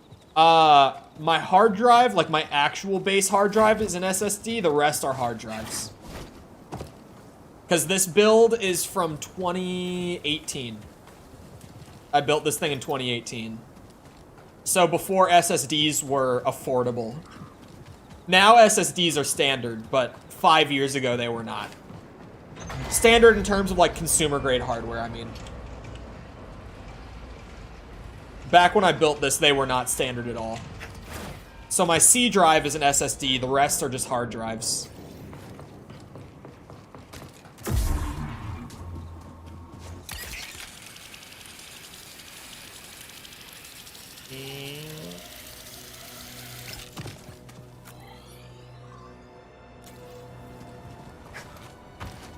Still hold most games on max? No, it doesn't. It holds most games on high, like locked at 60. But we've had a lot of bad ports this year also, so that doesn't help. Like RE4, I played at max and held it locked at 60, but RE4 just was super well optimized. Dead Island 2, I played at max. This game I'm on like medium and still almost never hitting 60, but that's, we all know how bad this is. The Last of Us, I was playing on like medium and barely holding 30 at launch. Still waiting on that port to get fixed so that I can actually play the game on stream. There. Now you can get to it.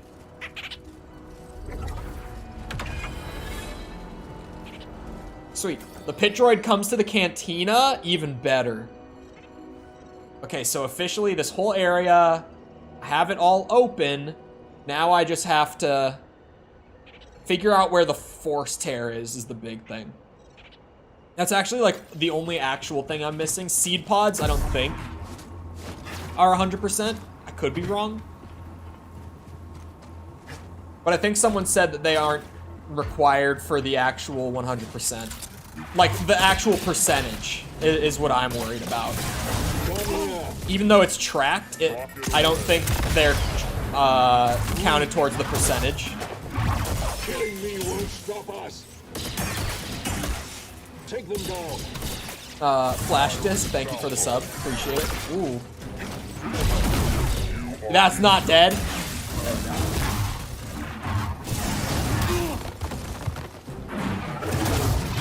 Thinking of upgrading the GPU. I'm definitely building a new PC all up this year.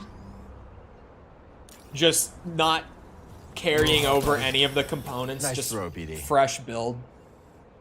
Because literally all of like the crucial components, I am at the point where if I don't need an upgrade, it would just still be really, really helpful in terms of work to have an upgrade. So I'm just doing a whole fresh build this year at some point. Where would a force tear be in this run is really the question. Because honestly, I don't really know where it would be.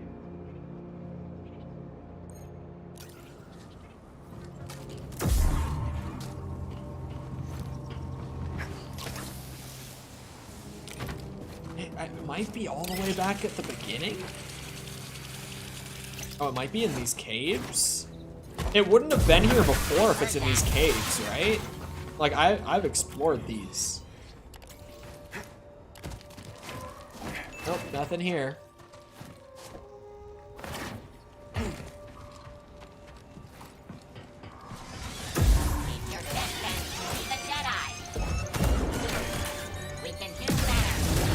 Think you'll last. It's the last time I played Witcher 3. I've never played Witcher 3. I've only played the original Witcher. The first one. I have 2 in my library and I've just never gotten to it. I just genuinely don't even own a copy of The Witcher 3 still to this day. Which is kinda nuts, but I've also heard more and more people over the years say that it is a little overhyped. It's like a growing sentiment, it seems like. It might be one of those games that by the time I finally get to it, it might just not be as impressive anymore, you know? Like, it's like how Skyrim in 2011 was like the most amazing video game you ever played. But Skyrim nowadays, it's just like, I mean, this is cool, I guess. Like, this is all right.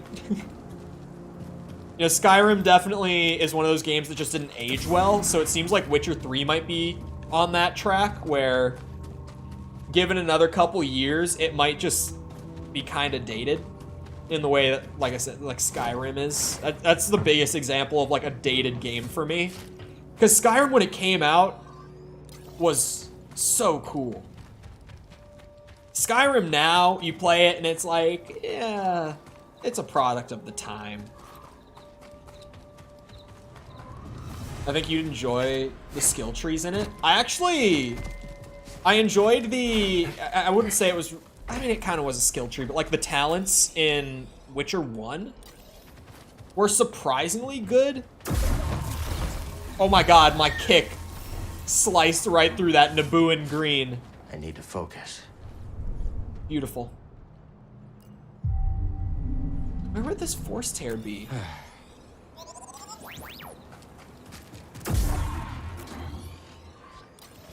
You bring up The Witcher 3. This is horrendous timing.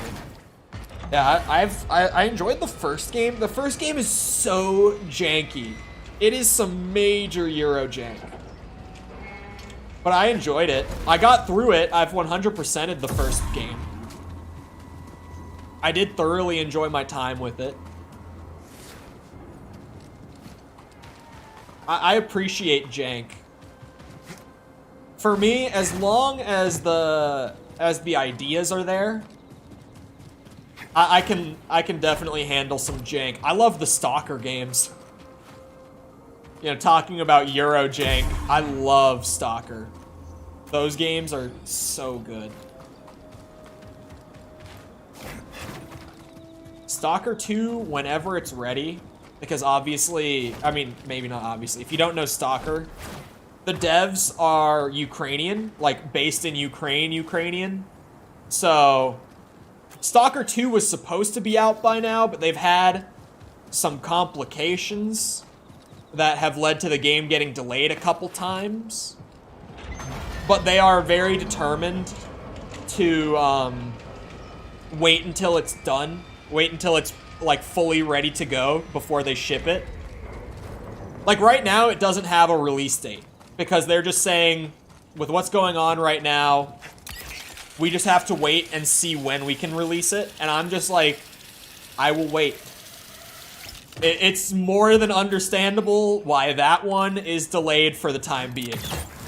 I will wait. And they post some crazy shit on their Twitter, like the company Twitter.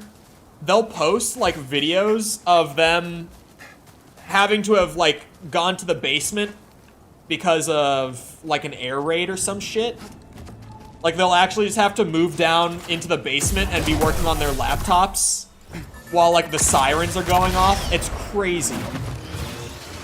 And I'm just like, dude, whenever this game is done, I'm going to support the shit out of it. Because, oh my god.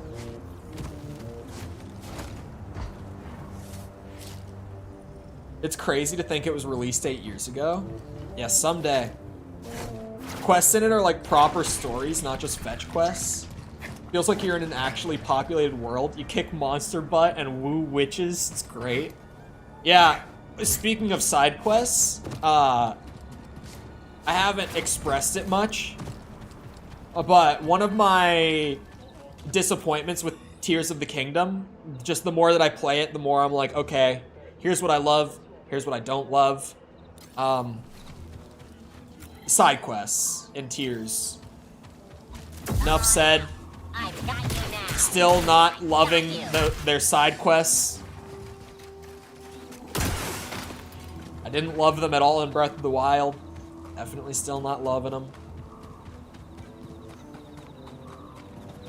I do still...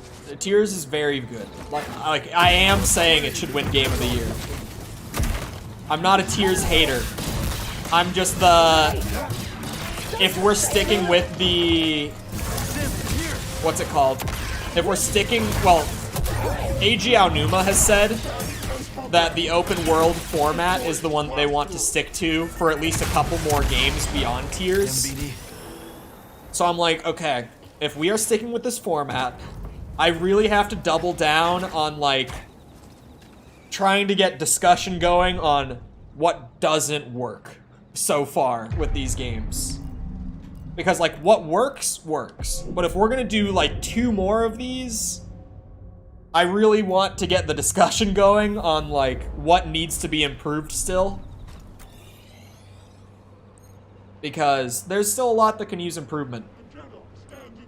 And more lore and depth than most main quests in Skyrim and Fallout. Well, if we're talking about Fallout 4 and Skyrim, I would hope so.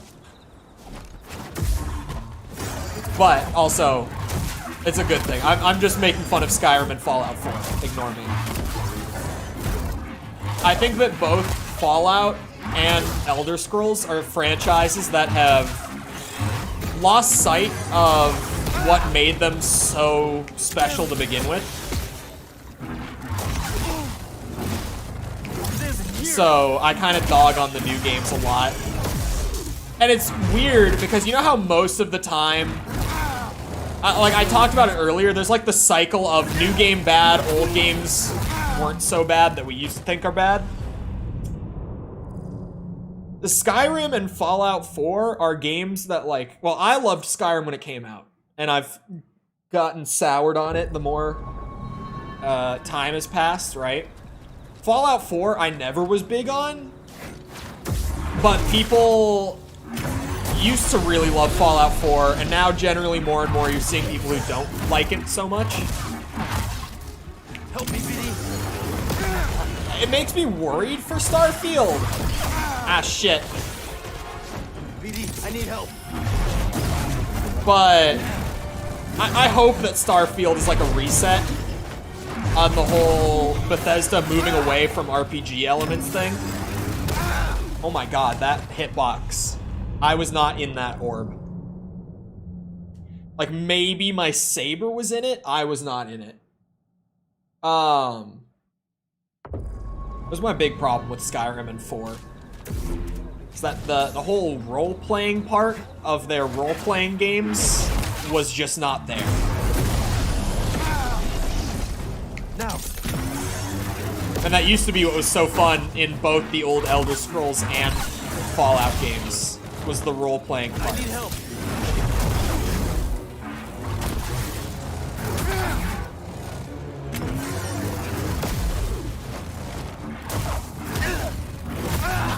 So hopefully Starfield moves away from that. It hasn't played The Witcher 3. What are other games that I haven't played that are like... Oh, I can think of not a game, but a movie that I haven't seen. It's Into the Spider-Verse. That's one of those that's like, everyone gets so upset. And guess what? Spider-Man is my favorite superhero. And I still have not seen that movie. That's a movie example of like, sometimes, even though I keep up well with like most of the big things, sometimes some of them slip by me. And sometimes, even more occasionally, those big ones that slip by me, I don't get to for like years. Like Witcher 3. The thing with Witcher 3, though, is that I want to play the whole trilogy properly. Like I said, I 100%ed the first game. And so it's like, I do want to play Witcher 3 at some point. But I also just have to get to Witcher 2 first and play through that entirely. Because I know that it's not, like, required material. But I want that whole experience. And I already 100%ed the original game, the one that's janky as shit. So at this point, I just gotta get through Witcher 2 at some time. He's too heavy, I can't push him off. I was like, you know it would be a lot easier than fighting him like this?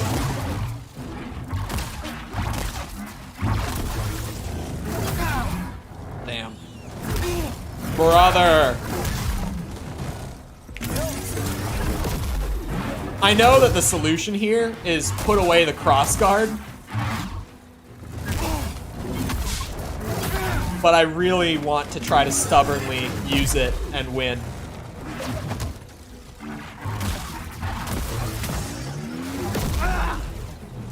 Toss it.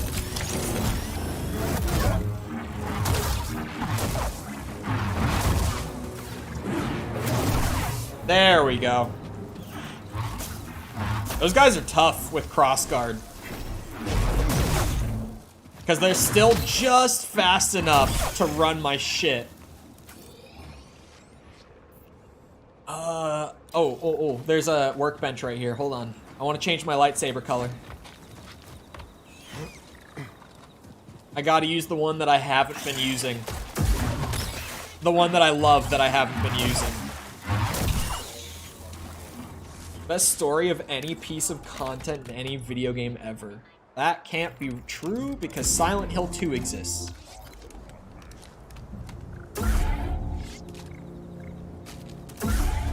white crossguard saber. White lightsabers, it's the simple things, man. White lightsaber is just too clean. Did I ever get this lift activated? I hope so. I did.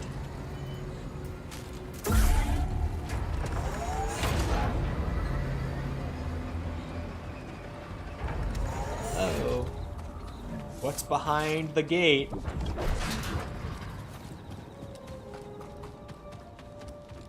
Oh, what's it gonna be? Don't only be a platforming thing. Oh no, this is... That is a stim box. Wah! Little help, BD. Ah! Give me a stim. Okay. Okay.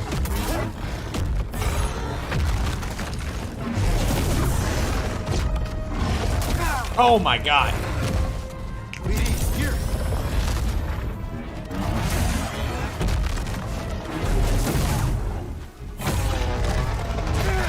There's more! Oh my god, there's so much more.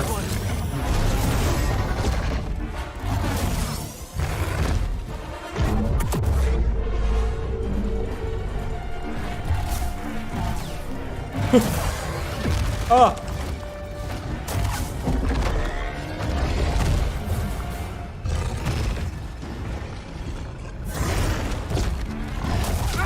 God damn it, every time. I don't have any force, and I don't have any stims to top it off.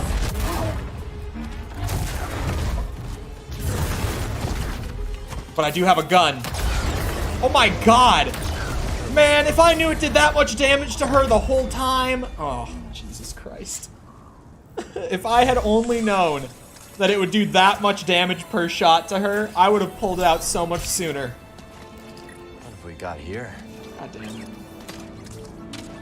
Yeah, I just want to get through the whole trilogy. I don't want to, like, miss the middle part, especially, since I've done the first one now. 10 stim total. There's still more up this path, or later.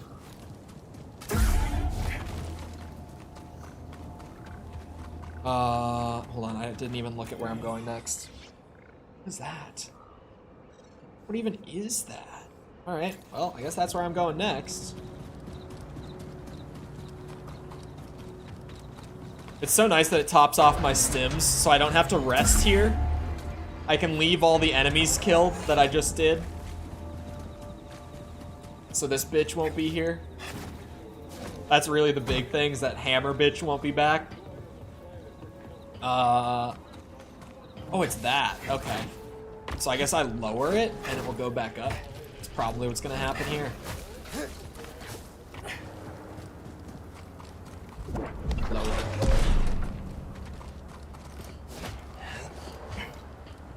Oh no, I just jump up, don't I? Okay. That works too. When will I be playing Witcher 3? I don't know, I have so many games on the list for this year.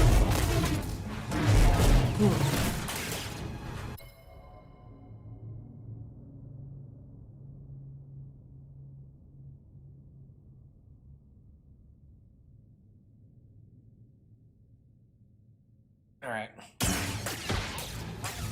Ooh, my light fell. Now is not the time for this. Ooh, shit. Oh my god. Those bullets just never stopped. That was ridiculous, man. It was a droid that killed me, too. It wasn't even the actual raider. Hold on, I have skill points. There's only the Force. There's only the Force. So true.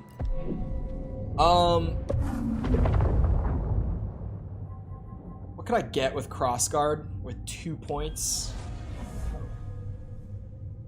Airborne slam causing a shockwave. A wide sweeping attack. See, it gives it some crowd control, but it's still like... It's so slow? What did I get on single saber? That's a good question. An aerial attack with this, that's an actual direct attack. Oh, or a charged throw? Oh, that goes through targets? Oh, that's actually... Hold on, I'm gonna run some single saber a bit more. I'm gonna do that. Because I don't know, like, outside of the Dagon fight, I haven't just run the single lightsaber for a while. Let me keep the crossguard. I'll do single saber as like my all-around, and then also have my big damage. Wait, I accidentally did blaster style. God damn it. Hold on.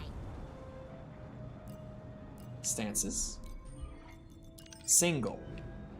I must just not hit the button. Let's go. Something. Is that scuba?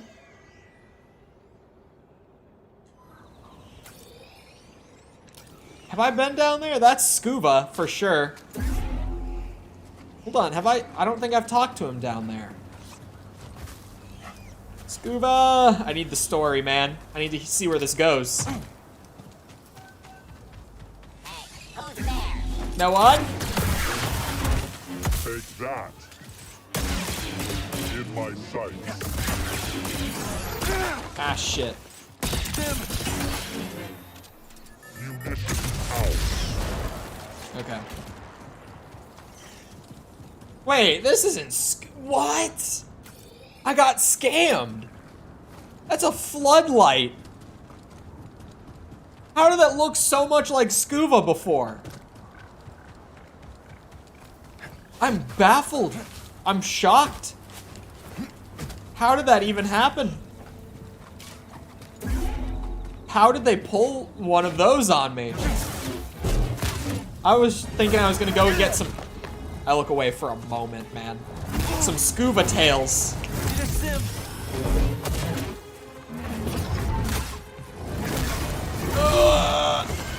Sim, please. Oh my god, I hate this bitch so much.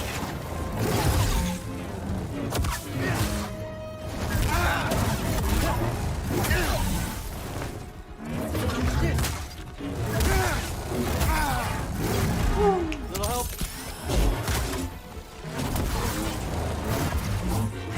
Would help if I was better at parrying him. But his wind-ups scare the shit out of me.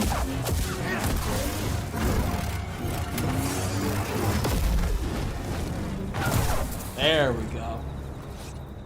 Hate those bitches so much. White lightsaber. It's too clean for this world. It really, there's just something to it. Oh, it does rise back up. Why? Like, either have it on a short cooldown so that it lifts me up, or just have it stick. Oh, I don't want to mess with those bitches. I'll fight you one-on-one back here. Oh, shit. God, I'm so much more mobile with this stance. Like, I feel it. I've got so many more options. I'm so much lighter on my feet. Single saber, not to be slept on, man. It's the old faithful of the game, really. It's the one that will never let you down. Has no flaws. It's not fantastic at any one thing, but it has no major drawbacks either. Really is your all around, your old faithful out of everything in the game.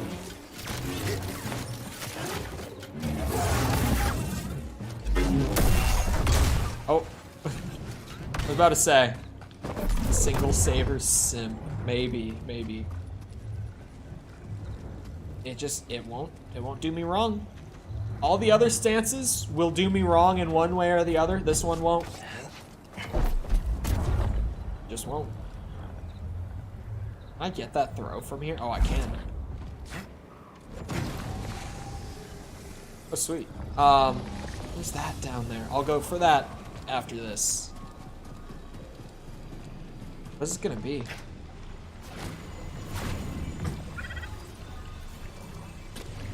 What is this? Oh shit. Why? Why you? Oh, that blows up. Hold on, I see it. Hey, BD, let's go. Ugh.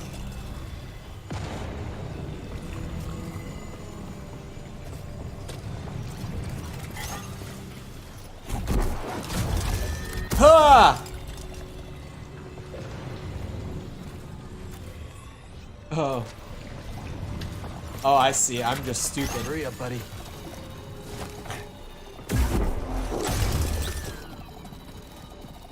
Bring it here. Run it around. Ugh.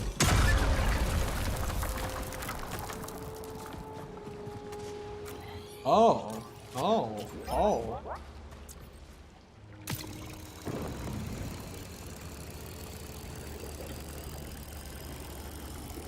I was really like, okay, but for what purpose do I bring it here and blow this wall up? Just a shortcut? No. So much more than a shortcut.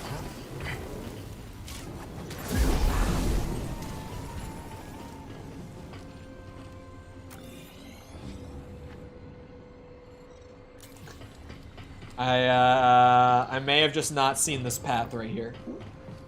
Don't be a skill point. Don't be a skill point. Please, just don't be a skill point. Let's go with force energy, maybe. Or a new perk slot. You know what? I won't say no. I definitely will not say. Speaking of perks, my perk setup right now is completely centered around blaster stance. You know, the stance that I don't have equipped right now. So that's maybe a good reminder to go and change up my perks real quick. I'll have 7 slots now. It's a good bit to work with. But I just don't know what to equip for using like only mainly single saber with crossguard thrown in for, you know, slower enemies that are tankier. I got this one. Increase to experience gained, but you may no longer restore after death. That's awful. For 4 perk slots? Terrible. Increases lightsaber damage, but incoming damage is also increased. It's good, but for 4 perk slots, I don't know. Parry timing becomes shorter, but Cal deals more stamina damage. That's a good one. Those are both the blaster ones. Using slow refills some life is too... It's here and there. Block meters increase for 1 perk slot. That's just a free block meter, pretty much. That's another blaster perk. I'm just equipping those because I don't know what else I would use. And maybe...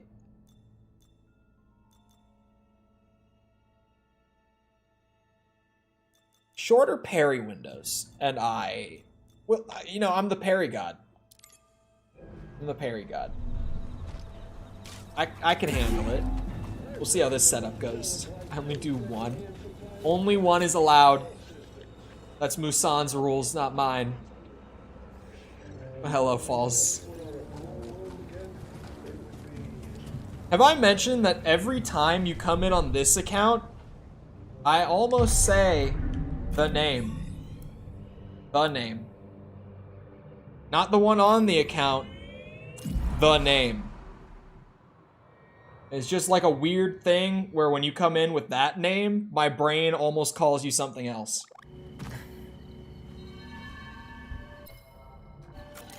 The name? The name. The forbidden name. It's only a matter of time. Oh. Oh, what a... It's a boss? Oh my god! Wait.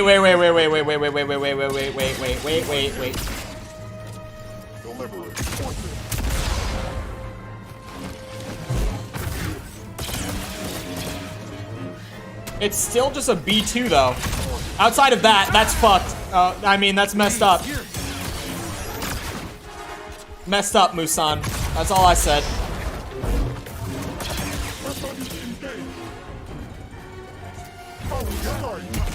The parry timing being shorter is not a problem so far.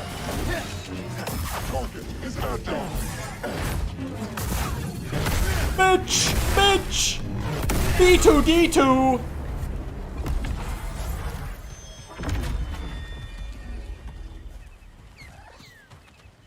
You got 10 minutes to beat it. I only needed like 1. Outside of, what's it? Double Ogdo Bogdo bullshit. And I guess the Rancor was bad. And I guess the first spawn of Ogdo was bad.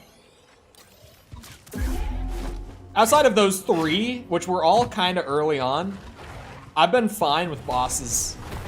But those 3 all have like some broken hitboxes and just unfair bullshit. When the bosses aren't horribly made in this game, they're perfectly fine. I do well with them. Oh boy. Sewer level. It is dark in here. What the hell?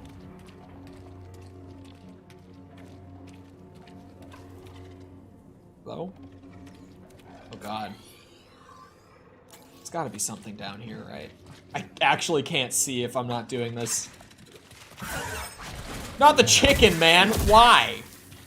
Why did they use a surprise chicken? It almost got my ass.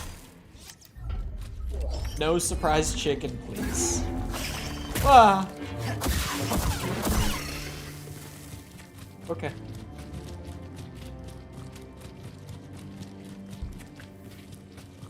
Okay. Sewer chicken. I don't know why that chicken is in there. That's just them. I think they know that at least on higher difficulties, the chickens charging at you like that is just a one-shot. They probably think it's hilarious to just throw those chickens in the cheekiest spots because they keep doing it. It's not a here and there thing. They actually do it a lot.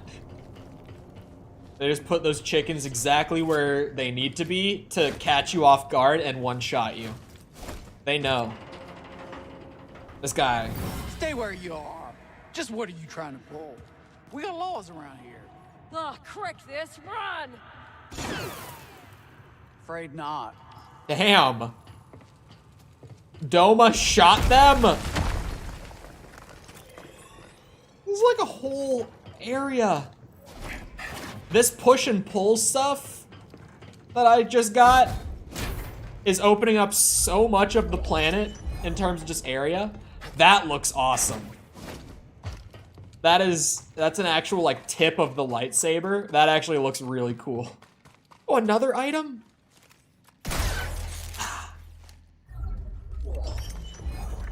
Oh, I'm just getting the whole set down here, aren't I?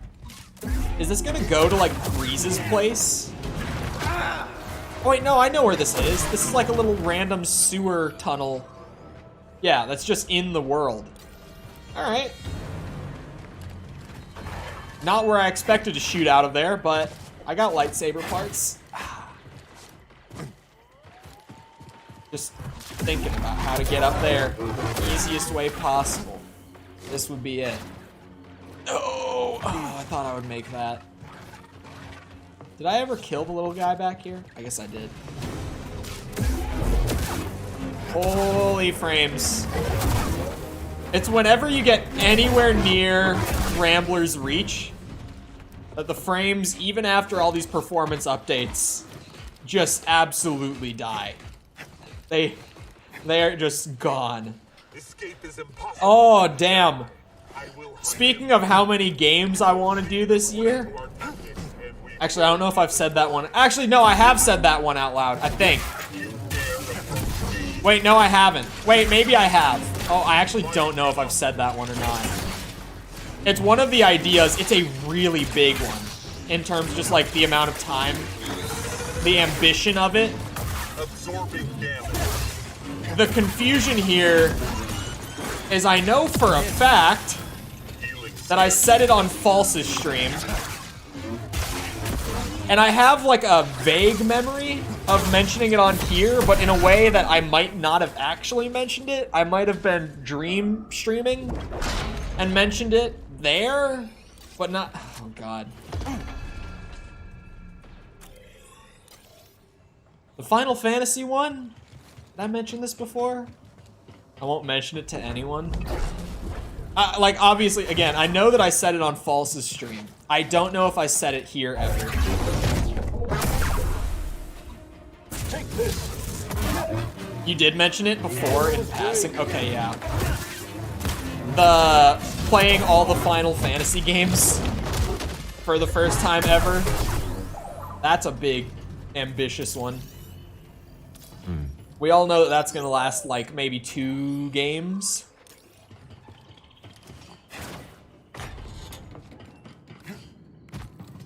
Mentioned it a lot of times. I mentioned it like twice with you. Like, I know that much. One of them at least being on your stream. Like when I started Final Fantasy VII. Yeah. I know I've mentioned it to you at least like twice. That one's been written down. But the releases this year have been so crazy. And then, like, I also thought that Tears was gonna be, like, the last one that I was gonna do. But now Street Fighter's coming up, like, right around the corner. I'm like, yeah, I think I want to do Street Fighter. Not I think, I do want to keep... Or, I do want to do Street Fighter. Sorry, that was a reading and talking moment. And I'm undecided on Diablo, but I might maybe want to do Diablo. That's also right around the corner, like 2 weeks from now. Likes to keep us on our toes. I just like not leaking, or not like saying things knowing that I have like erratic ADHD brain and the majority of my ideas never actually come into reality.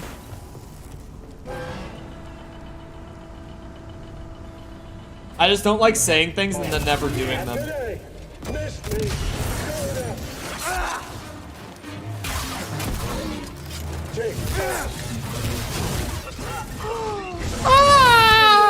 I just...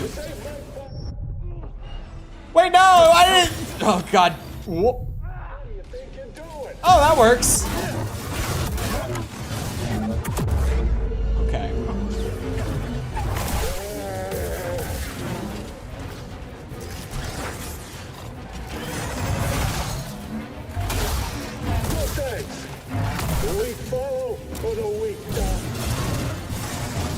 Oh, he's stuck. He has God mode. Another sim. I'll just gaslight you. I didn't say I'd do that. She is known for the gaslighting. Who remembers that time that she came in here, tried to gaslight me? Unbelievable. Thankfully, brain was on that day. I wasn't having that shit. Pulled out the receipts.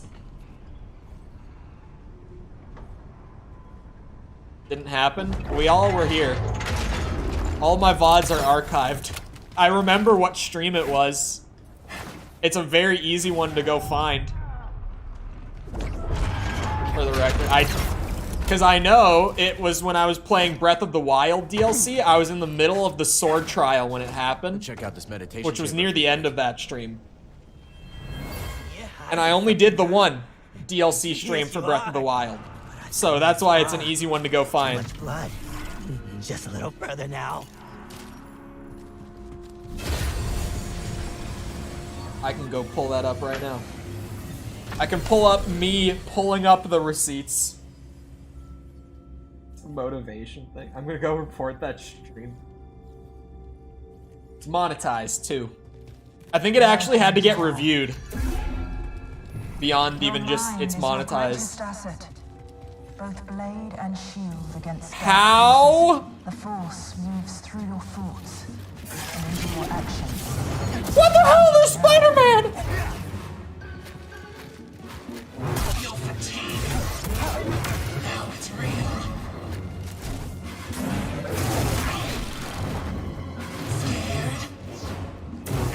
What the hell? Your offense is sad. I have no force. Shit. Your death is imminent. Here, buddy.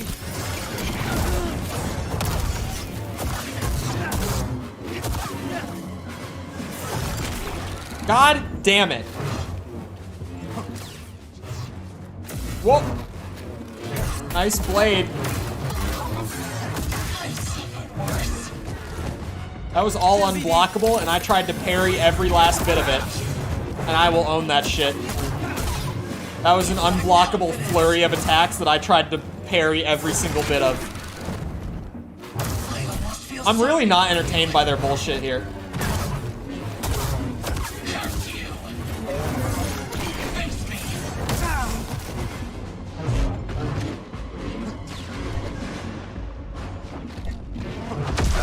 Damn it. Oh, it's 401? God damn it. Say you're modding. Don't let them find that VOD. Don't let them find the modded Breath of the Wild VOD. It does exist. I did do a Breath of the Wild mod stream.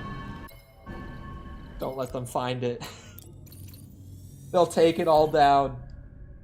I'll end up on their shit list. I have a thing where I spend a lot of money on a new hobby and then instantly drop it. It's common. I don't know if I have that. It threatened me? I did not threaten you. Don't be gaslit, chat. Don't do it. Anyway, I hope you guys enjoyed. If you did enjoy and you haven't done so already, feel free to go ahead and leave a sub, come back another time. We're doing this, we're doing Tears of the Kingdom. A whole lot of other stuff planned this year. So much big, ambitious stuff planned this year that, like, these ideas will last me more than this year. Anyway. Also, if you enjoyed and you haven't done so already, feel free to go ahead and leave a like on the stream. Helps out a lot with algorithm and stuff. Getting it out to more people. Yada yada. I appreciate it. If you've done so already, thank you if you're about to do so. If you're looking for links to anything outside of YouTube to help engage with the community, feel free to check out links in the description. Things like Twitter, Discord server, TikTok, they're all down there. Jessica threw them all in the chat as well. She also threw in the VOD playlist for Jedi Survivor. So if you want to watch, I'm good at math, 52 hours of me playing this game. Have I been playing that long? Jesus. 52 hours. It's there.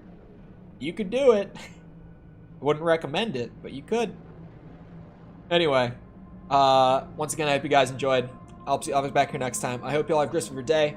Thank you for coming to the stream, and goodbye.